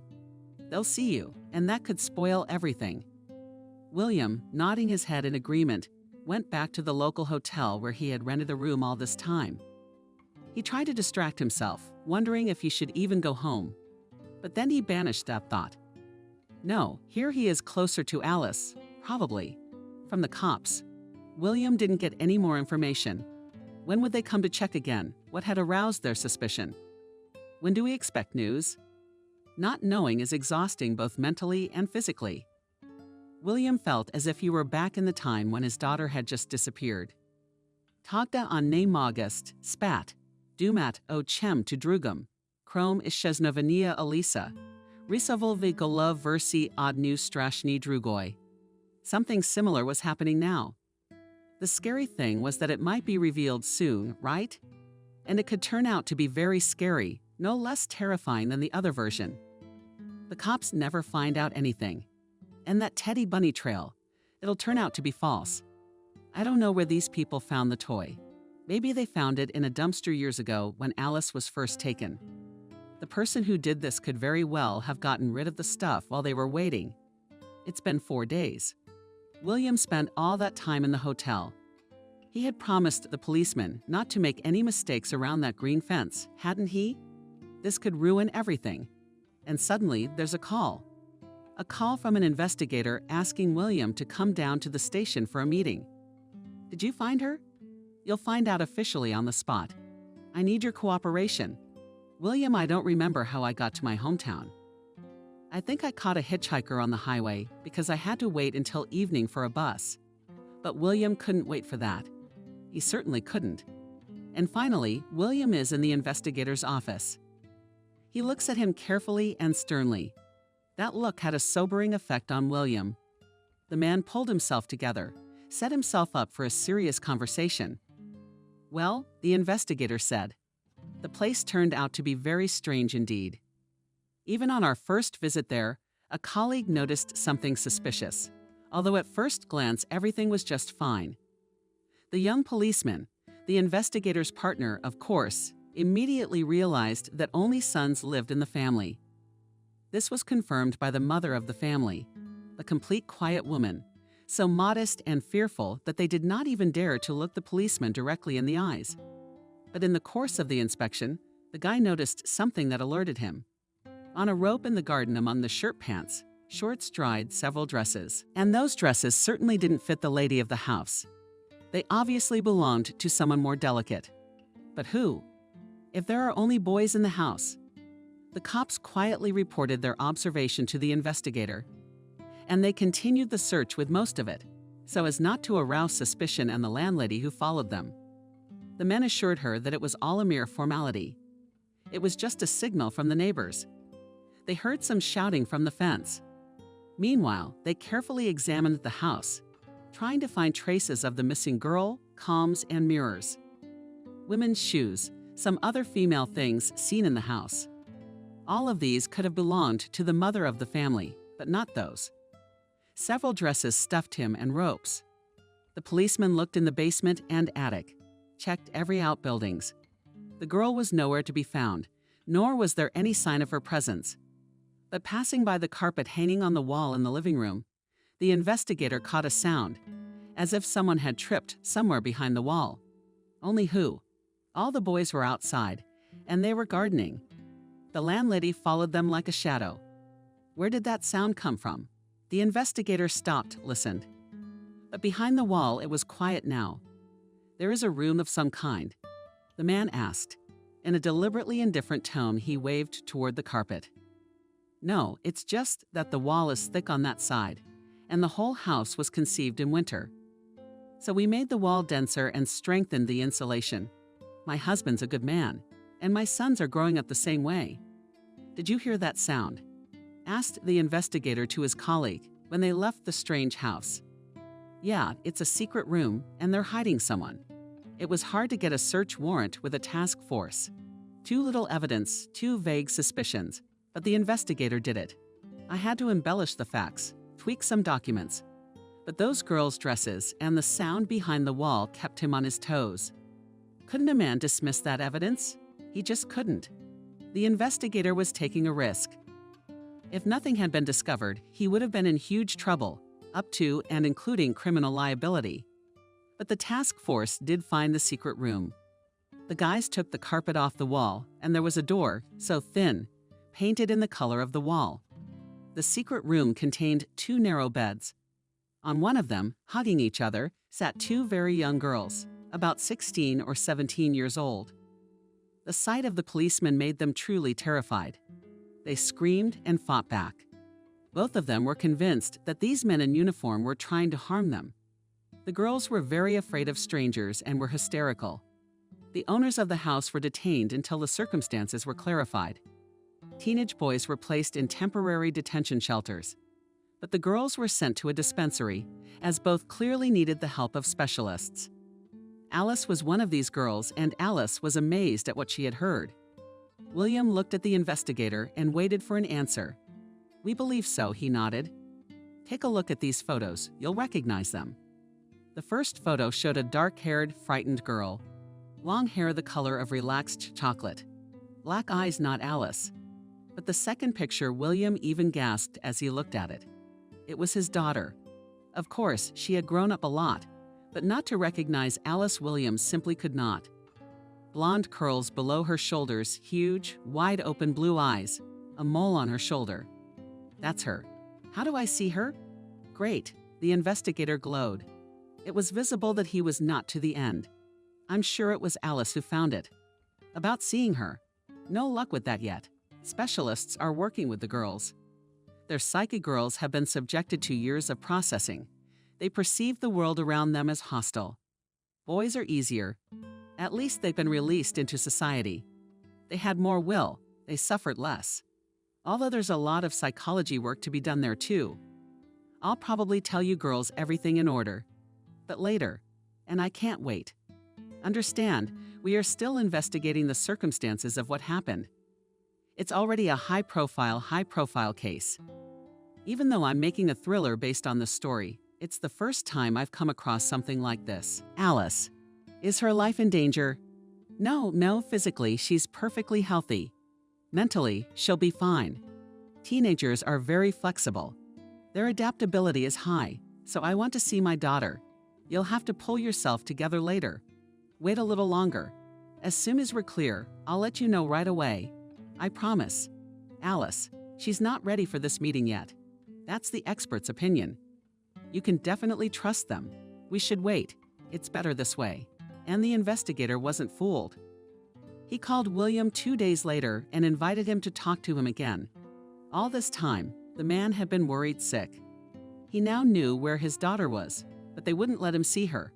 It was assured that it might harm Alice. It was too early for an appointment, so the doctor said. Jenna was worried along with William, but she kept repeating to her spouse that all the worst is over. The main thing is that Alice has been found. She is alive and well. Of course, the girl is in deep stress, but she will be helped by specialists. William, I hoped his wife was right. I wanted to believe her. William and Jenna went to the meeting with the investigator together. Little Tim was left with the neighbors. They were also very worried about Alice's fate and supported her parents as best they could. It's an unusual story, to say the least. Please be calm, warned the investigator. But the main thing is that everything ended well. Alice, as an 11-year-old teenager, was still very worried about her mother's departure. And then her father brought a new wife into the house. This girl perceived as a betrayal, but did not show it. She generally all emotions and thoughts after the death of her mother kept to herself, which is not too useful for children of her age. And then suddenly, the news of Jenna's pregnancy. Alice felt completely unnecessary. Soon there would be a new baby in the family. What was she Alice for then? First, there was no mom, and now the little baby will also take the daddy. The girl felt bad, very bad. Parents saw it, tried to get through to her, but nothing worked. But school security guard James unexpectedly succeeded. Attentive and sensitive men often saw a sad girl sitting alone by the window. Her classmates were having fun, chasing each other, figuring things out. The fox sat on the windowsill and looked into the distance, waiting for the end. Change was thinking, apparently about something of his own. He came to her, once started a conversation about something insignificant. He looked attentive and warm. His words sounded soothing, and so began this strange friendship between the girl and the guard. By the way, James talked to many students, both boys and girls. He understood kids. He had a way with each one. And the man was not above teaching, of course. He went to school for a completely different purpose. Alice didn't notice how she trusted James completely. She was misunderstood at home. Tried to placate gifts, all dragged somewhere. Thermaisode Lisa. All she needed was someone to talk to about her mom. Someone who was almost physically painful for her father to talk to. Stepmother did not know Alice's mother at all, and treated her most likely as a rival. School guard, he always listened to Alice carefully. Sometimes to the place inserted some lines, sometimes told about his childhood. It was James who gradually became the closest person to Alice. The man willingly agreed with the girl's arguments that she no longer needed her father and did not try to change her mind like other adults. Of course, he is understandable. He's got a new family, a baby on the way. Are you superfluous there? Alice nodded her head sorrowfully. She knew it herself. The adult only reinforced the girl in her speculation. Thought things were getting worse and worse. The stepmother was annoying. The father in general, and turned on by his betrayal. The little girl, and did not realize that they are experienced manipulators. James deliberately exacerbates the gulf between her and her family, and he becomes the main person for the unhappy girl. James, he had a dream from his youth to become the head of a large community that lives by its own rules, not by the schemes imposed by society. Physical labor, simple food. A minimum of goods, civilization like TV, computer, and similar inventions. He saw himself in sweet dreams at the head of a long table. On both sides there are people, old adults, teenagers. And for all of them, he is the main master, benefactor, and protector. Where did such thoughts come from in the young man's mind? It's hard to say. Once I came across a program about hermits and old believers, got interested in this topic, started reading relevant books, watching thematic movies, and I became interested in the idea. Who was he in this life? The son of a cleaning lady, a poor loser with no education and no future. He wanted the power of a well-fed life, and the guy saw only one way to get it all, to start his own community. Maybe there's a mental illness mixed in with it all. Well, a normal person can't do that. James is being worked on by psychiatrists, among others. We don't have the results of the evaluation yet, so there's no way to know for sure. As soon as James' mother died, he immediately sold her apartment and bought land in a remote corner for nothing. A lot of land, and the work began.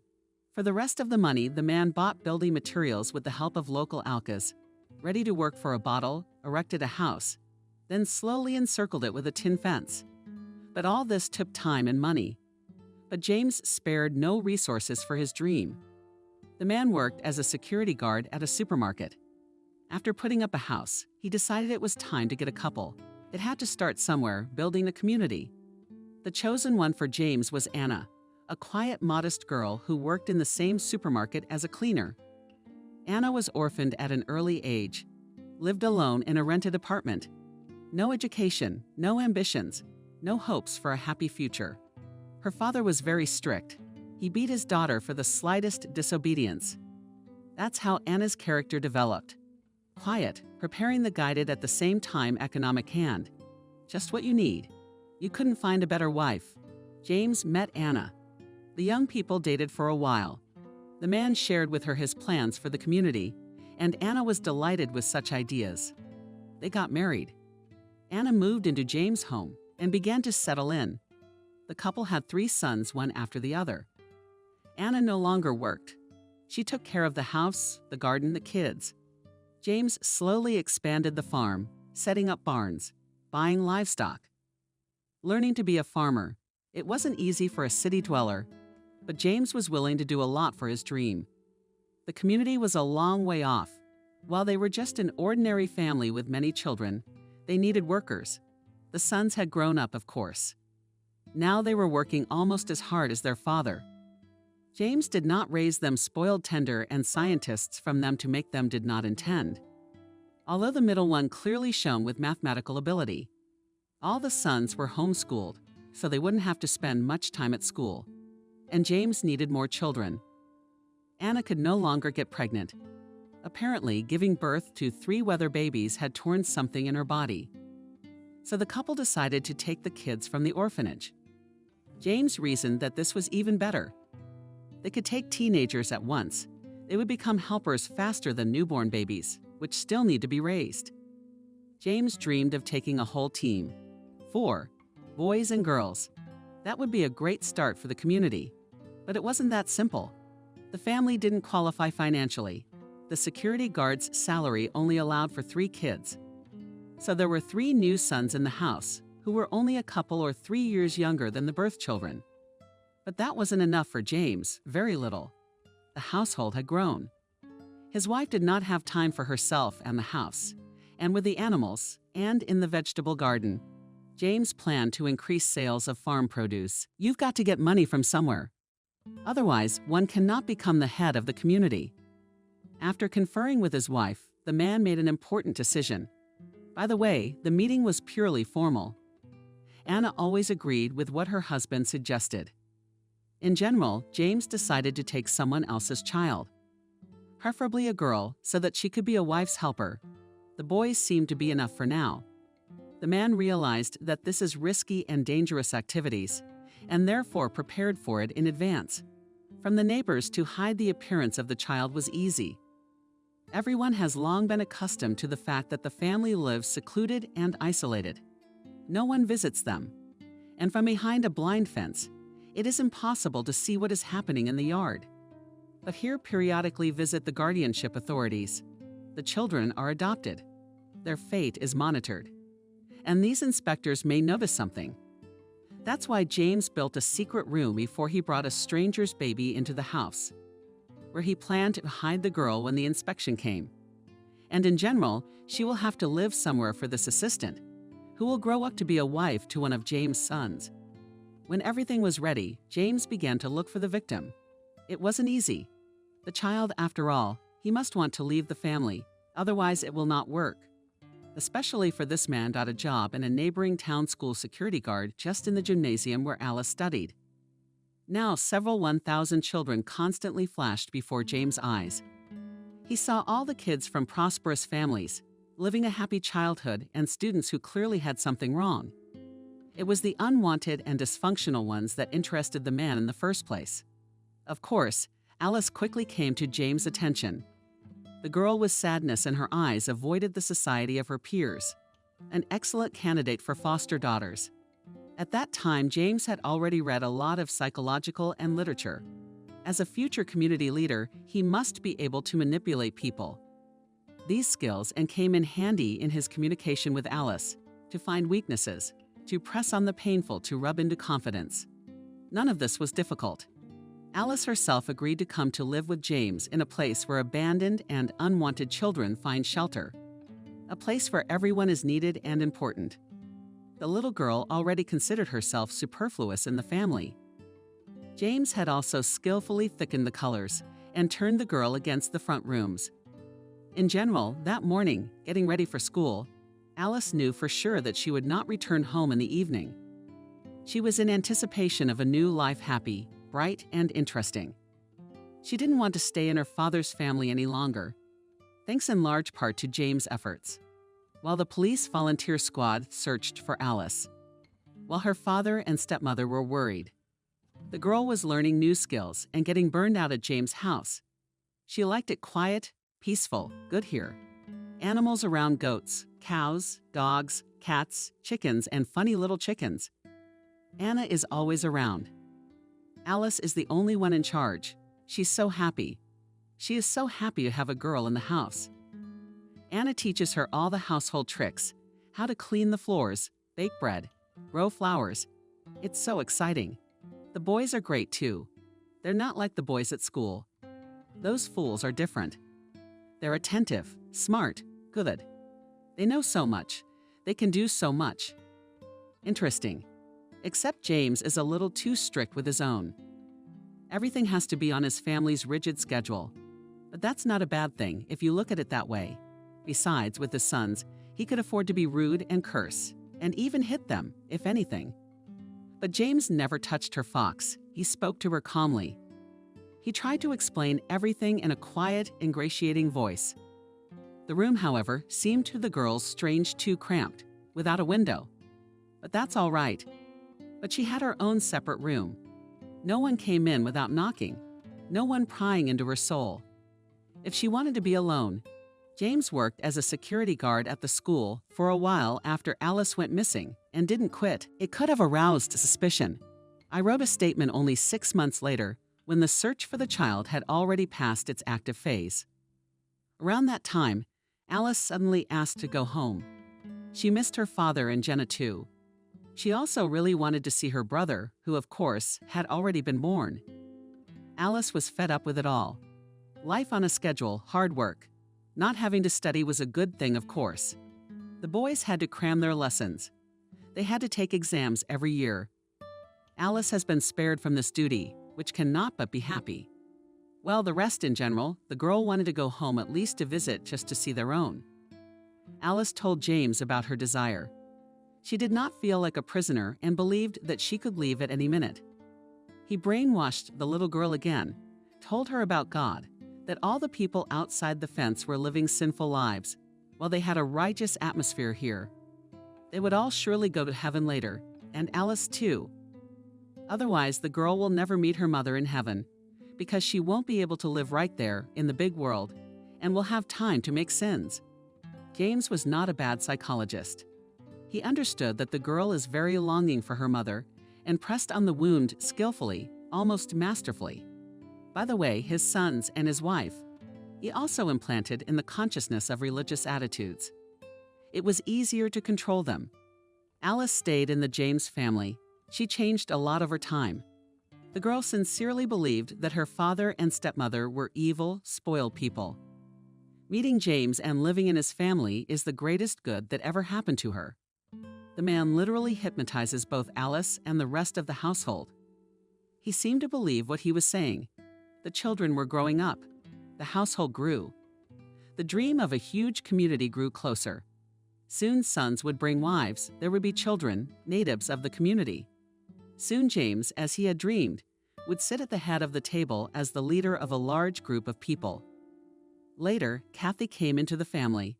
A girl with a complicated fate was happy to finally find a home. Kathy had been running away from her drinking parents, feeding herself. She got through only one company of homeless people, and then to the other a couple of times got to the shelter, from where she was returned to her parents. They beat the daughter up, and she'd run away again and do it all over again. James spotted Kathy at the train station. He saw his man right away. The girl is broken, confused. She has no idea how to move on. That James knows how to help this teenager. Kathy, like Alice, once liked living behind the green fence. It was peaceful. It was a place where she wasn't bullied and where everything had a purpose. It was simple and clear. The girl, just like Alice, was in search, but she did not want to be found. That's the story, the investigator summarized, leading the frozen Jenna and William with his eyes. This is a nightmare. The woman covered her face with her hands, unable to comprehend what she had just heard. I did him. I snapped his head off. William clenched his fists so that the knuckles shared. Don't do that. He'll be held legally responsible for everything. Alice, the doctors won't let me see my own daughter. William growled. How many years have been lost? All because of this lunatic. It's not just that. Investigator James shook his head. He'd chosen his victim carefully. The circumstances were such that your daughter was the perfect choice. She went after him. Take advantage of the girl's grief, scumbagize her, and further cripple her psyche. I don't know if she'll recover from all this now. Here I have good news for you, smiled the investigator. Yes, the specialists have had a hard time. James did a good job with Alice. Such talent should be put to good use. She didn't even want to see you at first. The world frightened her. No wonder she'd been behind a fence for so many years. Today the doctor said Alice wanted to see you. She asked for it. She's doing much better. You hear that? That's a great sign. Everything's gonna be okay.